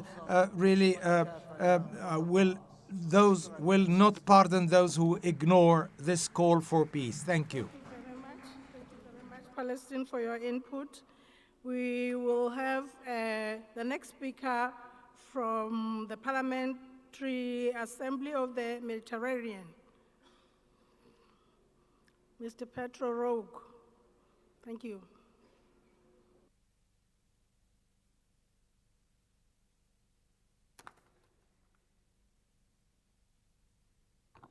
Thank you so much, Madam Speaker. Madam Speaker, Excellencies, dear colleagues, brothers and sisters, dear friends. It is a great honor for me to have the opportunity to represent PAM today at this invaluable gathering enabling dialogue and sharing in my capacity of President Emeritus and President of the Third Standing Committee on Dialogue Among Civilizations and Human Rights. At the outset, I wanted to say one word to share our grief for the victims of the Jewish festival on the island of Djerba, Tunisia, last month. This traditional religious festival brings men of faith, men of peace, and scholars from around the world. The attack against pilgrims who gather in peace was simply shocking. As we all see, there are still so many valid reasons to gather and to talk about peace. Cultivating long-lasting peace and fostering inclusive and sustainable prosperity are the main objectives of the Parliamentary Assembly of the Mediterranean. By building bridges between countries, communities, and individuals, parliamentary diplomacy plays a crucial role. It nurtures a pluralistic dialogue, strengthens cooperation, and promotes mutual understanding. Last year, a PAM delegation came to Morocco and met with Mr. Habadi. We exchanged particularly on youth and how youth can be a vector towards peace in deeply engaged in their communities. We wholeheartedly support this call. Next month, PAM will be in Greece to engage in talks with the leaders of Orthodoxy. Here in Morocco and earlier in Italy, PAM organized a number of specialized meetings on the responsibility of political and religious leaders in countering violent extremism and radicalization. The results were interesting, but the commitment of our institutions cannot be limited to a conference. Our actions must continue over the time and involve regularly civil society and institutions. Our visit to the School of Ulema was very instructive, and I wish to congratulate Morocco for this program. Dear colleagues and friends, as we look around the world today, we are certainly living through very hard times. The Euro-Mediterranean and Gulf region today knows growing tensions, resurgence of violence in the Middle East, the Russian aggression against Ukraine, the violent clashes in Sudan, and insecurity in the Sahel region. Wars do not bring just solutions. They only create misery, and that grows wider in our globalized world. We are faced with a climate crisis that spares no one. The Mediterranean is extremely vulnerable to climate change, as evidenced by the dramatic droughts and floods that recently hit southern Europe, including Italy and my country, Portugal. We will be present at the COP28 to keep our governments accountable. These multiple shocks will induce more mass migration. Each one of our countries is affected as a country of origin, transit, or destination. PAM continues to promote a safe, orderly, and regular migration and monitor the implementations of the Global Compact, which has been adopted as one of the most intergovernmental conferences on recent times here in Morocco and this same city a few years ago.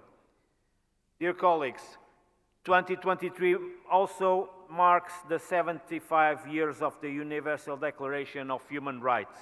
We will continue to work every day, everywhere, building bridges and promoting more equitable and cohesive societies. Building peaceful and resilient society is, above all, a matter of social inclusion, and this certainly passes through political representation. Ladies and gentlemen, in closing, let me state that you can count on the Parliamentary Assembly of Mediterranean to play its role as a peace-seeking and peace-nurturing regional institution. I thank you all for your attention.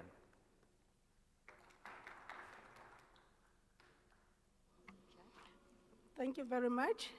I can see Chad is close by. The next speaker will be the Deputy Speaker of the National Assembly of Chad, Mr. Maki Mahamad Saleh. Thank you.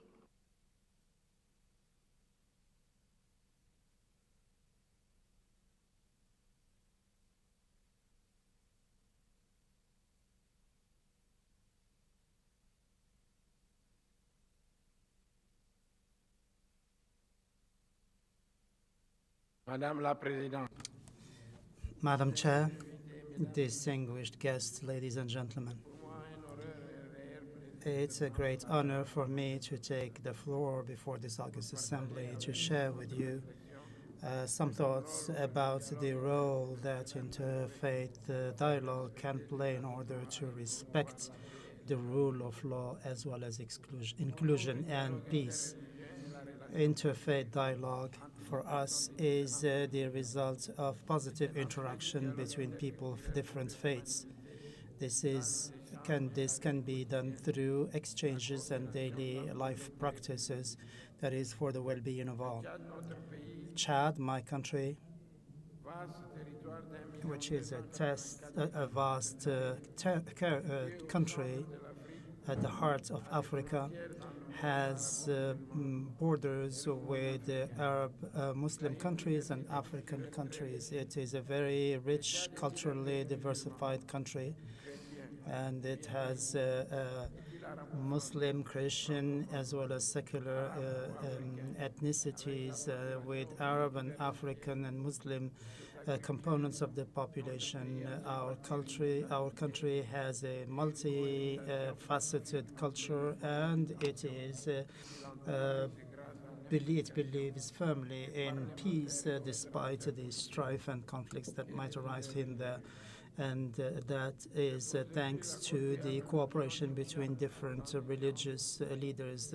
We developed a revised charter for the country, a charter that takes into consideration tolerance and inclusion as basic principles for coexistence, peaceful coexistence, and inclusive societies and communities. Even our parliament has ratified a number of international covenants on the fight against fanaticism and the respect of mutual respect and understanding.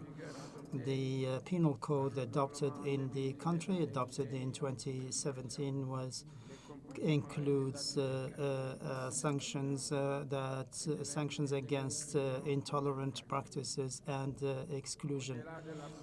Beyond the prohibition and forbidding of intolerance, Chad insists on the role of interfaith dialogue, on awareness raising for the population, and the development and promotion of constructive modes of living for the different communities based on tolerance and respect for human rights. It also encouraged the creation of advocacy platforms for faith groups and in order to work with these faith groups. Parliament is also involved through Decree 1314 of 17 November 2011. The day of 28 November of each year is celebrated as a day of prayer, interfaith prayer. This prayer is conducted in the presence of officials and parliamentarians, as well as representatives of different faith groups, in order to promote peace, prevent religion-inspired strife and conflict.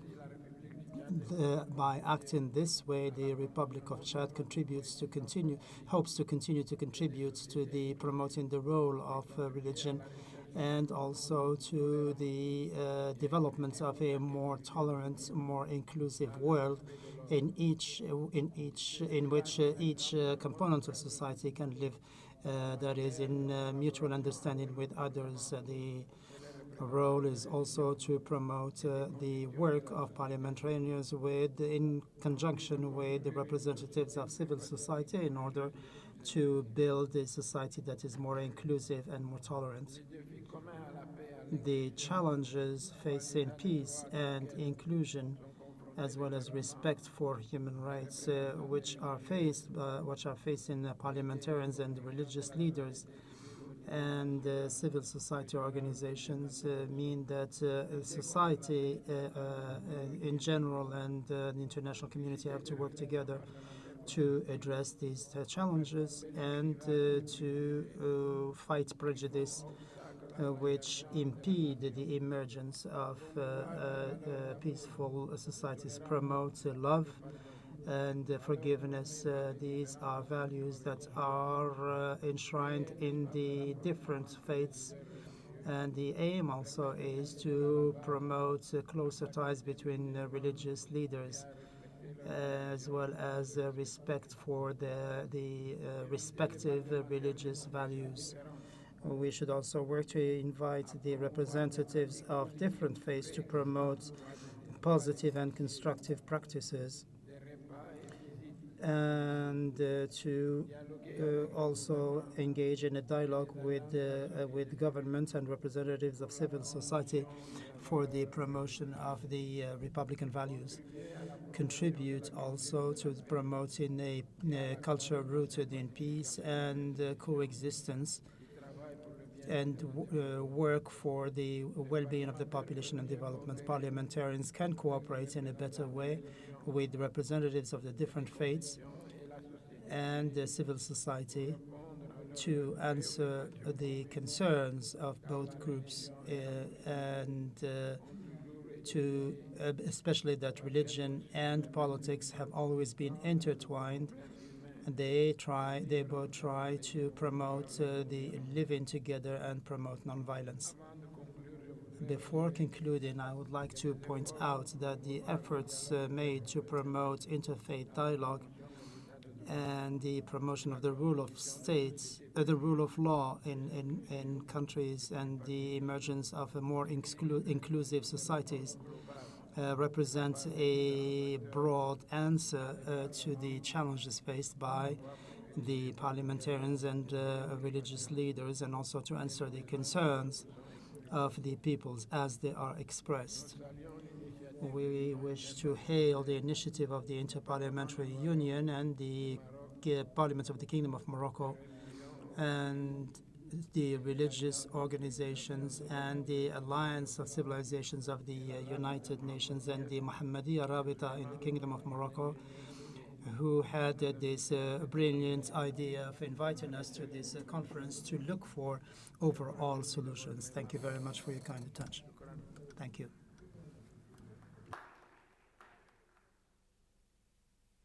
Thank you very much, Your Excellency, Deputy Speaker of the National Assembly of Chad.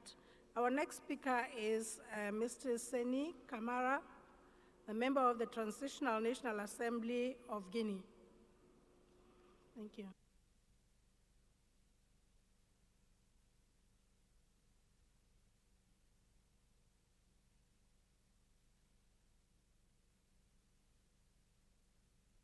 Merci, Madame la. Thanks very much indeed, Madam Chairperson. Thanks very much indeed, honourable speakers of parliamentary institutions, ladies and gentlemen, the parliamentarians, the honourable heads of delegations, dear parliamentarian colleagues. I'm honoured to be present here on behalf of the National Council of Transition for the Guinea Republic in this very important conference, parliamentarian conference on interfaith dialogue for building a joint and common future organized and convened by the Parliament of Morocco and UIP. While thanking you for the quality of the presentations and for the appropriate organization of the Congress and conference, I'd like to take advantage of this opportunity to convey the greetings and all the consideration of His Excellency, Honorable Dr. Vansa Kouma, President of the National Council of Transition of the Republic of Guinea, whom my delegation represent here in this very august conference and congregation. This meeting is a platform for exchange devoted to the deliberations on crucial questions and core concerns in terms of inclusions and coexistence in particular. And so the religious element is quite an important of the mandate that consists to promote peace for ensuring political dialogue, cohabitation involving parliamentarians and the religions and players acting at the civil society organization. This is a platform that gives a voice to countries such as my country that has developed a long and rich experience, in particular in religious cohabitation, to advocate for a world marked by peace. Inclusion, religious tolerance are undeniable segments of this. The parliamentary system of the religious faith to promote dialogue in particular and to collaborate for our common destiny is a fact adapted to the relevant experience of my country. There is a research of a field of a fertile ground to promote collaboration between the various creeds and other cultures. I'd like to recall in this regard that even the religious centers are quite many.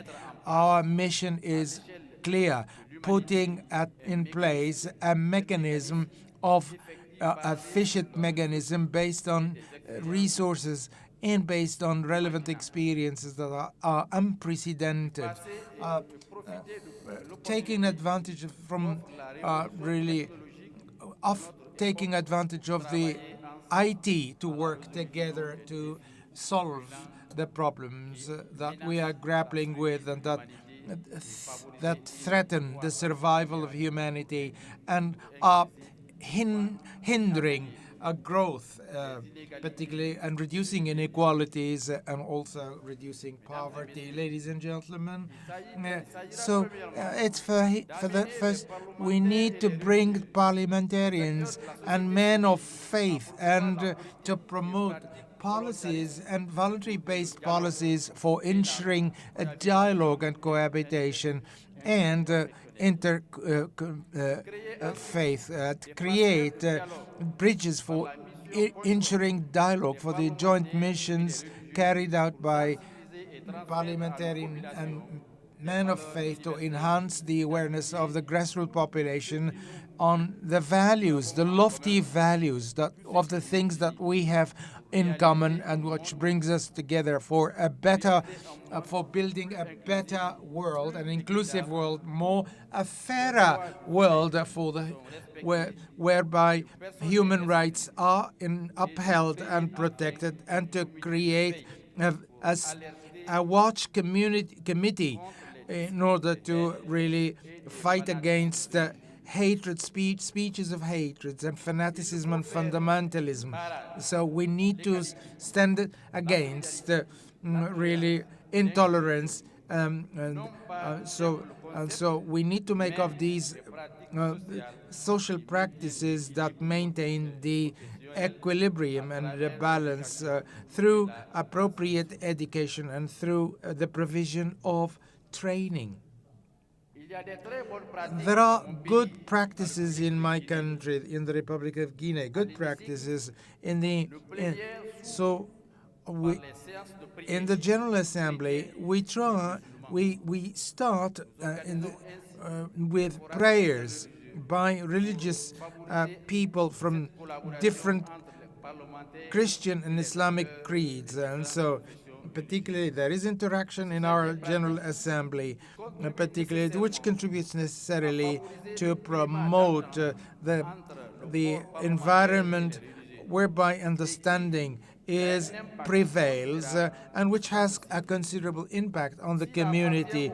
If it's up to the MPs to vote laws of conduct and to ensure the harmony between the religions, the men of faith need to invest in education and convey and transmitting values of coexistence and the acceptance of the other and respect for the other. And so building... Gentlemen is stopping at this very level. Building bridges and banning the walls of really injustice. Our religious and men of faith are the best course and vehicle and vector that will help us organize and promote education based on universal values. So we need all to act to find the appropriate solutions, more practical solutions in order to prevent I wish you full success. I'd like to thank you, Madam. Back to you. Thank you. Thank you very much. Thank you, Mr. Camara.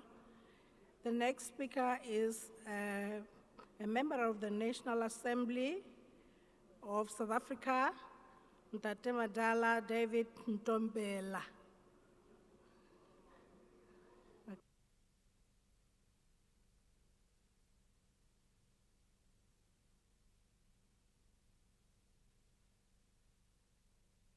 Madam Speaker, Your Excellency,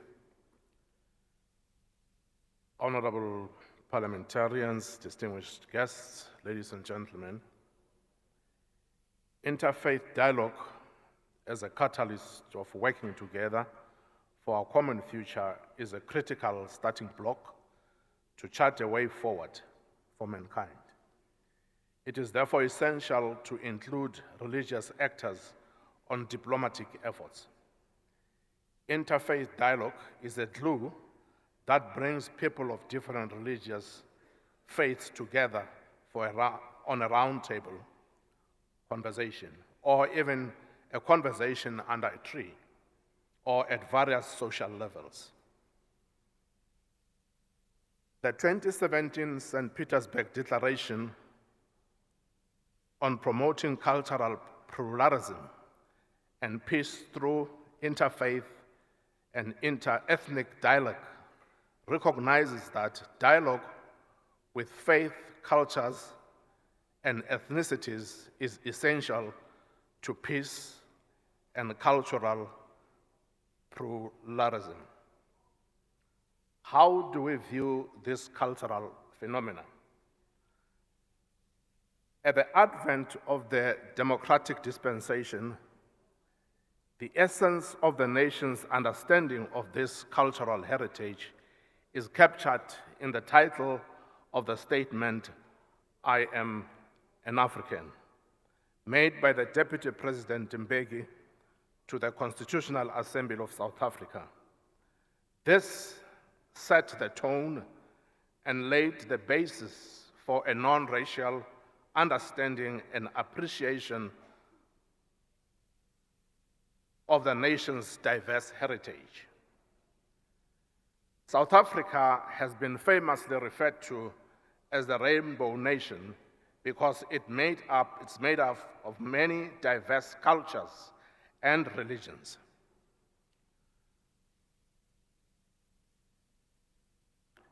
Contained within the South African borders are the Zulus, Xhosas, Sotho, Bapedi, Botswana, Ndebele, Khoisan, Hindu, Muslim, and Afrikaner people, to name but a few. All of these people are united by calling South Africa home, and therefore their lives all contribute to forming a part of the country's heritage, identity, and culture. Understanding that South Africa is composed of all these influences is essential to make communities respect each other in their religious diversity. The advent of the South African Charter of Religious Rights and Freedoms is a demonstration of this point. The Charter is a religious legal document that defines the freedoms, the rights, responsibilities, and the relationships between the state and its citizens concerning religious beliefs. Thank you very much.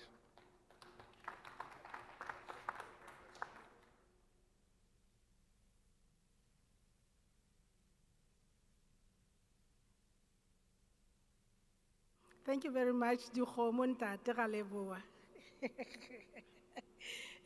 Our next speaker is the Indian ambassador to UNESCO, Mr. Vishal Sharma Kanod. Yes. Kanod.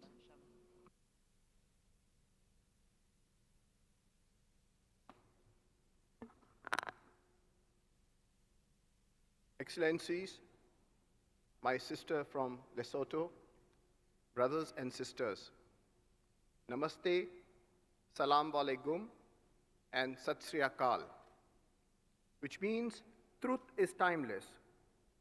I stand before you today as a humble representative of my ancient mother India.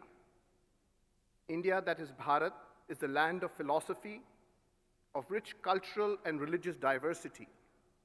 the language of 1,900 languages, and of Ayurveda and yoga. She's home to 1.4 billion people, including over 200 million Muslims. She is the mother of democracy. I invite you all to come to India with your friends and family at least once in your life. Dear friends, under His Majesty King Mohammed VI's visionary leadership, Morocco has demonstrated a strong commitment to promoting interfaith dialogue, working together for our common future, which is similar to Vasudhaiva Kutumbakam, one earth, one family, one future, the theme of the Indian presidency of the G20. It holds great significance for the entire world. As human societies evolved, so did their systems of governance. It was the separation of church and state that has given rise to the modern secular democracies. Has the time come for parliaments to evolve systems of tolerance that help humanity rise above the cleavages that divide it and focus on aspirations towards a unity offered by our common future by providing efficient governance? In India, we have a concept of Ram Rajya, or the rule of Lord Rama. The proverbial Ram Rajya is not the advocation of a theocratic monarchy, but instead, the cohesive definition of Ram Rajya is good governance. The objective of any government or parliament is to deliver good governance so that it benefits the poorest of the poor, irrespective of religion. India is the land of more than 625,000 villages.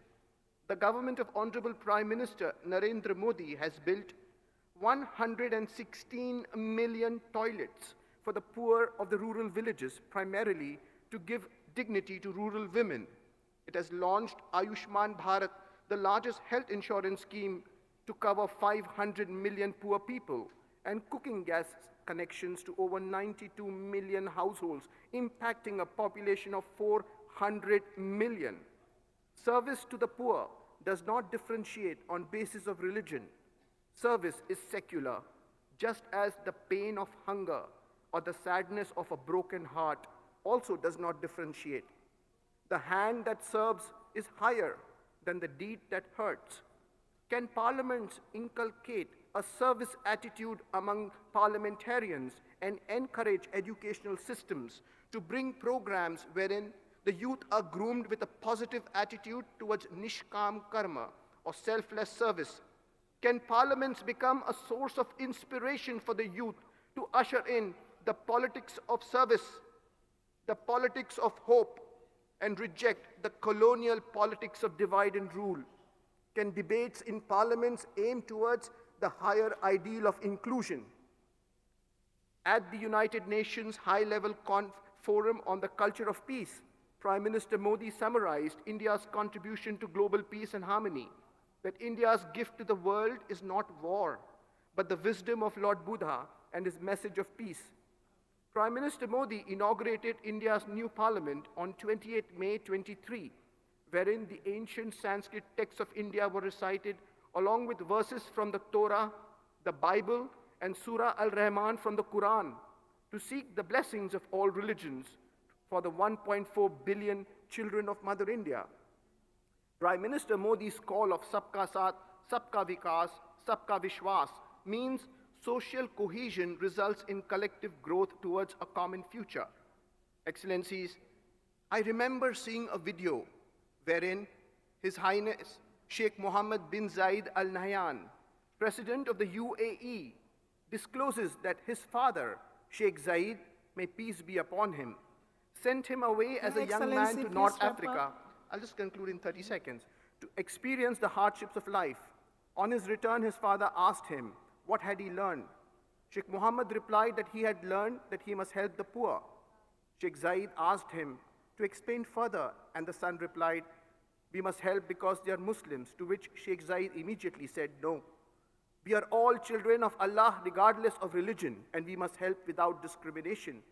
This was a beautiful message of social cohesion that a father imparted to his son.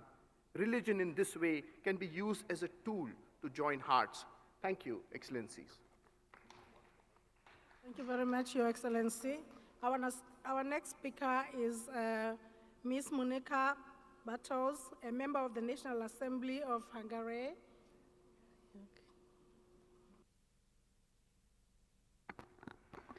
Dear Madam Speaker, my dear fellow representatives, ladies and gentlemen, religion plays an important role in our lives, be it nations, communities, or individuals. Our identity is greatly influenced by the culture in which we grew up, and culture is greatly influenced by religion. For example, Hungary's historical experience is that Christianity has a nation-preserving role. Our first king founded the country more than 1,000 years ago, a Christian country. He was colonized by Pope Gregory VII in 1083. During the centuries that has passed since then, Hungarians has often asked for God's protection and blessings. That is why Pope Francis was able to call Budapest the city of history, bridges and saints during his visit to Hungary. People also often look for answers to the more important questions of their lives in religion. It shows direction and provides a secure foundation of our lives. Believers are connected to God both institutionally and personally. Non-believers perceive the influence of religion through culture, traditions, and holidays. This is also why it is important what kind of relationship the decision makers and the government have with the churches. In Hungary, churches are independent, receive state support, and are entitled to constitutional protection. But the relationship between the state and the churches points further than this when it comes to service provided to society and activities carried out for the public good. Let me explain this through the example of the Humanitarian and Development Assistance Program you may be familiar with, the Hungary Health Program. In those countries where the Hungarian state is suggested to support humanitarian and development programs, the state bodies contact the church actors directly. Direct cooperation with churches is one of the pillars of the Hungarian model and the basis of its effectiveness. The reason for building direct relationship is that the churches are present in the communities with historical examples, relevant practice, and long-term responsibilities. It can also be relied on in relation to the preservation and protection of cultural heritage, since most cultural heritage is of a religious nature or is under the management of churches. Hungarian assistance, development programs, and the protection of cultural heritage are also tools of interreligious dialogue, because the service provided by one church usually also benefit members of other religions in the community. Finally, allow me to share one more thought and experience with you, which is also my personal experience. There is a prayer group in the Hungarian parliament, of which I am also a member. The community that transcends denominations and parties is a special place of mutual attention and dialogue. We pray together for peace and for this peace to be born first and foremost in hearts of people. We also host church leaders and people active in civil life to learn from them. I came here primarily to study also, and I thank my fellow representatives and specialists for their thoughts and suggestions. I wish you many blessings and thank you for your kind attention. Thank you very much. Thank you, ma'am. Our next speaker is Mr. Paulino Lukudo from South Sudan.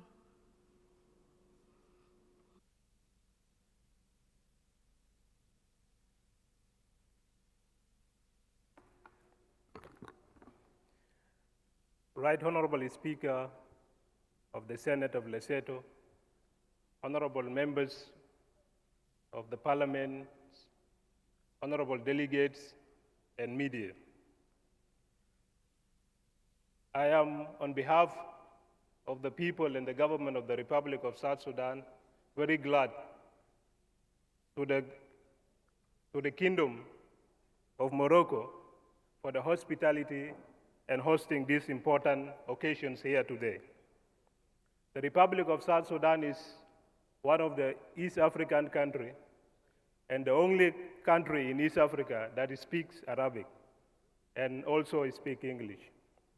Republic of South Sudan is bordering Kenya, Uganda, Ethiopia, Congo, and is also one of the countries recently visited by Pope Francis, and the last country, I think, in Africa that Pope Francis visited. On behalf of the delegation from the Republic of South Sudan, I want to assure the gathering that the Republic of South Sudan is promoting interfaith and peaceful coexistence among the people of the Republic of South Sudan. The Republic of South Sudan constitutionalized the freedom of worship in the Constitution, Part 2, Article 23, which gives freedom for the different religions, because we are multicultural, multi-ethnic, and multi-religious state. The Republic of South Sudan as well promote interfaith through so many engagements, which includes religious conference, National Day for Prayers, and as well before the formation of the transitional government that we have now, there was also a presidential advisor on religious affairs. There is a peaceful coexistence between different religious actors in the Republic of South Sudan, which is, in its unique sense, when you visit one of the families or homes in South Sudan, you will find in the same family, there are Christians and there are Muslims living together. You will find a church and a mosque all together in one area. And there is a beauty of cultural diversity, religious coexistence, peace, and tolerance. Religion discrimination is not a problem that can be tolerated. All of us, as the citizens of the world, should ensure that there is peaceful coexistence between the different religions. And we will coexist together by ensuring that we work together as the governments and the citizens of the world to ensure religion is not used as a weapon to discriminate people or as a weapon for political exclusion of other people. We, as a people and the government of the Republic of South Sudan, will continue to promote and remain committed to ensure all of us work vividly, continuously to deepen the peace and stability in our country, in the region, and in the world. And as the Parliament, we are so much cognizant of our work and exercise our duties as parliamentarians to ensure that there is a proper representation and proper legislation of laws that uphold and upright and uplift human rights and peaceful coexistence, and as well do continuous oversight role to ensure the laws and the legislations that was enshrined and passed by the Parliament is respected in various institutions of the government and as well at the grassroots level to ensure we continue doing the civic engagement and civic education of how important is the multicultural, multi-ethnic, and multi-diversity of our people and how we will continue to build a tolerant society. In conclusion, from the given example, it is very clear that South Sudan has a best practices that the world can benefit from in terms of interreligious coexistence. Our country, South Sudan, has never recorded any history of religious discrimination since our independence. This clearly stated that our people are peace-loving, welcoming, and coexist together as the citizens of the country, and as well work together without putting impediments in terms of using culture or religion to discriminate or to torture people that are not from the same religion. And in conclusion, with the beauty of the culture and the beauty of religious coexistence that we have in the country, we will also extend our invitations to the citizens of the world to come and visit South Sudan as a government or as citizens, so that you explore the beauty of Africa through the beauty of South Sudan. Thank you very much.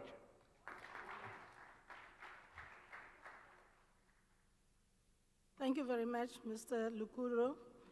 The next speaker is Mr. Brian Collas, a member of the House of Representatives of Malta. Thank you.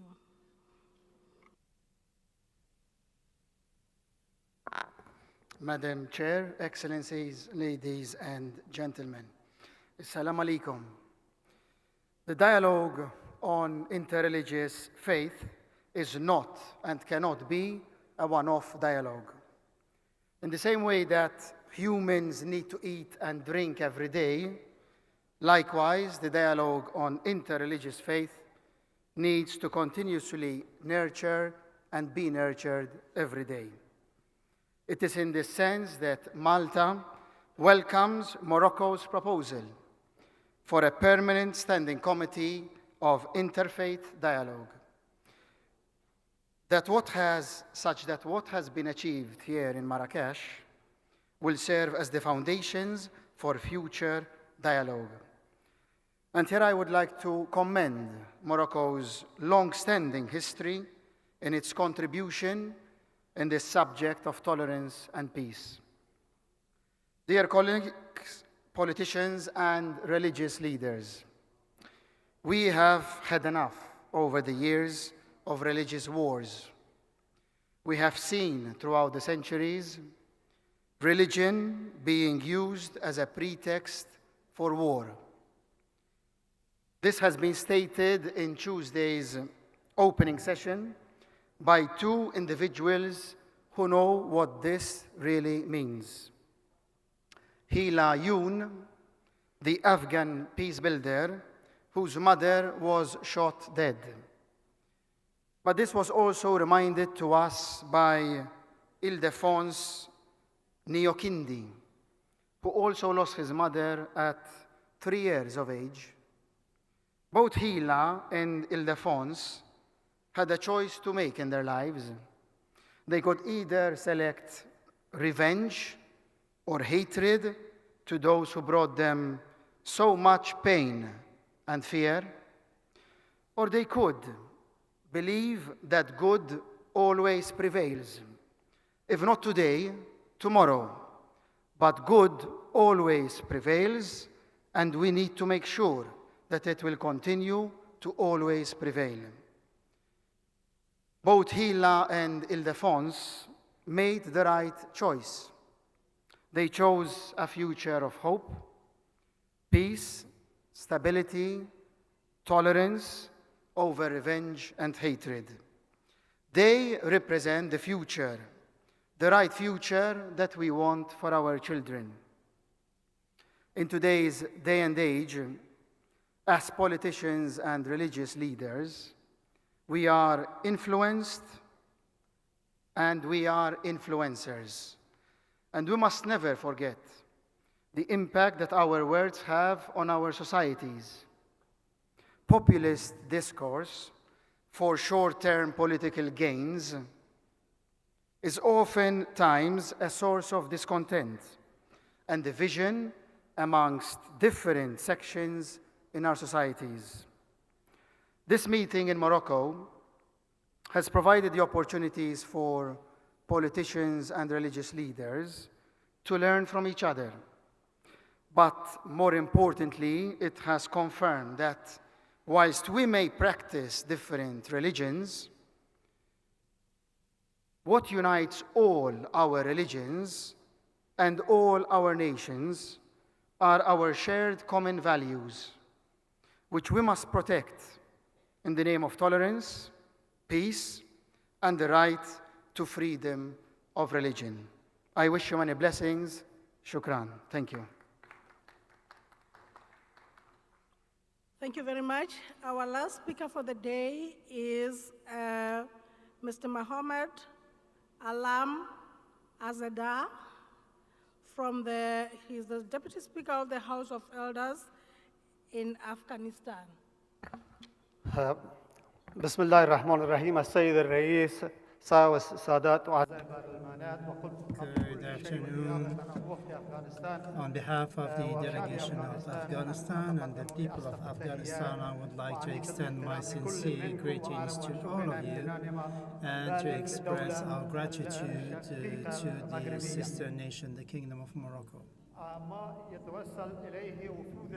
What the delegations, parliamentary delegations are arriving at in this conference can be used to promote joint action in order to further our efforts for coexistence between the different communities, and this can be done only through the promotion of a culture that is rooted in tolerance and pluralism.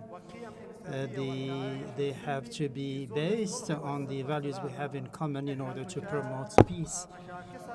The problem, strife, and bloodletting is contrary to the very nature of humans.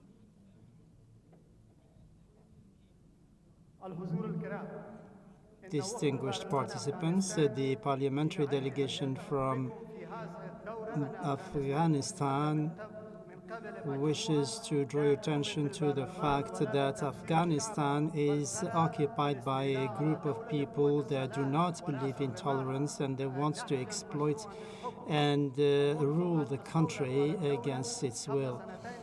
Since they have taken the control of the city, they have been of the country. They have been ruling without the consent of the people, whereas the consent of the population is a key element for the sovereignty. And there are 17 ministers in their cabinet are seen as terrorists, and they are being sought. And the Taliban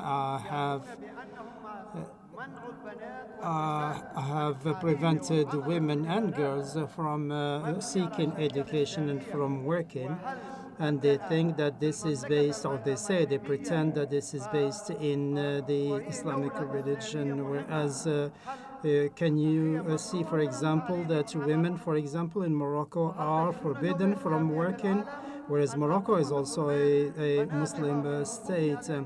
Do you see any country in the world that prevents women and girls from enjoying their rights and claiming that this is in pursuance of Muslim ordinances? The people of Afghanistan are hijacked by a group of people who have no legitimacy and who do not believe in any of the human values and principles, and a group that does not commit to these values. And therefore, I call on you to read the report of the Security Council of the United Nations, which was published recently on the policy of Taliban.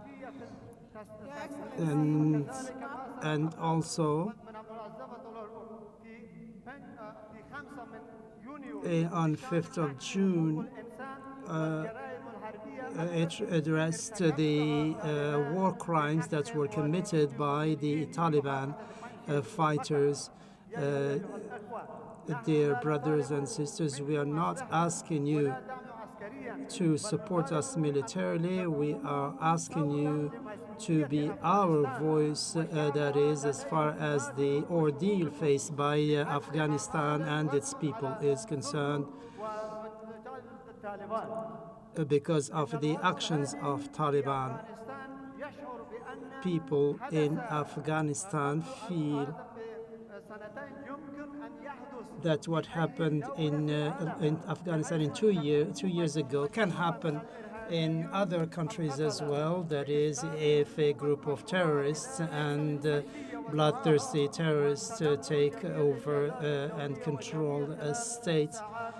That is, and all it takes is a few hours. This shows that we need to work together and work immediately against terrorism. Thank you very much for your attention. Thank you so much, Your Excellency. You were supposed to have taken 3 minutes. Thank you anyway. Thank you very much. Your Excellencies, that was the last speaker, but we still have the last speaker, but it will be in a form of a video from His Excellency Sheikh bin Bayar, the President of the Abu Dhabi Forum for Peace.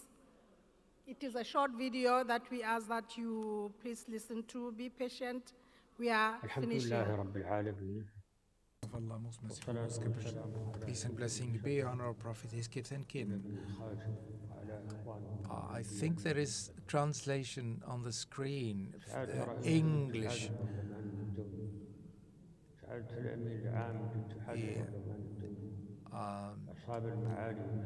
Distinguished attendees, dear man of faith, dear attendees, ladies and gentlemen, good morning and the blessing of Allah be on you and your family. Allow me to take this opportunity to extend sincere and heartfelt thanks for those behind the convening of this important conference and for the invitation to take part in this important event. Thanks are extended to the Kingdom of Morocco for the patronage, more particularly of the deliberation of this Congress in the city of Marrakesh. That is a historic city. But then, how can we protect men and women? How can we consolidate peace and cohabitation? How can we establish the lofty values and implement them? How can we inject fresh blood into the value of these values? We need to start from scratch. Particularly, we need to do away with the wars particularly we need to do with the root causes of the war. And this is what is being done by the Emirates. Particularly, the Emirates is a model for cohabitation and coexistence, particularly of various people from different creeds and nationalities. And then the Emirates was behind quite many initiatives. Dear attendees, ladies and gentlemen, the humanity is facing quite a number of challenges, particularly due to the wars, poverty, famine, quite many hurdles standing in the way of humanity. But then we are called upon to work hand in hand, particularly in order to collaborate, involving the parliamentarians and the men of faith, particularly the men of faith do not have armies, do not have but then they have the right word, the right religious world. And then these men of faith are a good tree that can provide quite a lot of fruit. And then they are endowed with reason and they are endowed with the morality. Particularly, MPs also behave in the same way, particularly then This is the goal that we are pursuing, to establish peace and stability in the world. Your conference, ladies and gentlemen, is a linchpin, quite important, working for the development of humanity. And then we hope that our collective efforts will find a way to implementation. And then the general call, particularly targeting the community of goodwill, really need to be involved to work for the humanity. We wish you a path full of success, and peace and blessing of God be on you. Madam Chairperson, back to you. Thank you. Thank you, beautiful audience, for your patience. Before I make the last announcement for the day, I wish to make a few comments. First, I wish to thank the IPU and the Parliament of Morocco and congratulate them once again to have organized this kind of dialogue. From the debates made both yesterday and this morning, it is clear that we all agree it's time to work together as parliaments and religious leaders to bring peace and stability into the world. We all agree that both parties play a significant role in shaping societies, and one cannot be successful without the other in building peace. They always complement each other. Examples have been made from many countries. It is clear that the rule of law alone is not enough, and that lawmakers, as we have been told, are the least trusted, while the religious leaders are the most trusted. While it is important for these two groups to work together, parliamentarians are warned against infusing religion into party politics. It should always be for the good of the people rather than settling political scores. It should strive to assist communities to coexist despite their political inclinations or affiliations. This is because over the years, religion has proven to be a powerful and delicate phenomenon which has the potential to be used in both good and evil ways. That is, it is like a double-edged sword. It was also mentioned that intolerance, violence, and conflict emerged partly due to ignorance and lack of constructive interaction with each other. Education and constant engagements are key strategies for promoting peace and stability. Religious literacy for the lawmakers is key. Inclusion for all, especially the minority groups at all levels of lawmaking, is important. This includes also the non-believers. It is highly recommended that the IPU initiative of promoting interfaith dialogue should be adopted by all sister countries and continually so. It should be the order of the day. We have been warned that parliamentarians come and go, parliaments come and go, and they change colors time and again, but religion remains. I thank you. I now would like to make the following announcement. We shall meet here again tomorrow morning at 9 for the 2 thematic panels, and the closing sitting will be at 2:30 tomorrow. We have now concluded the general debate today. Thank you very much, and good night.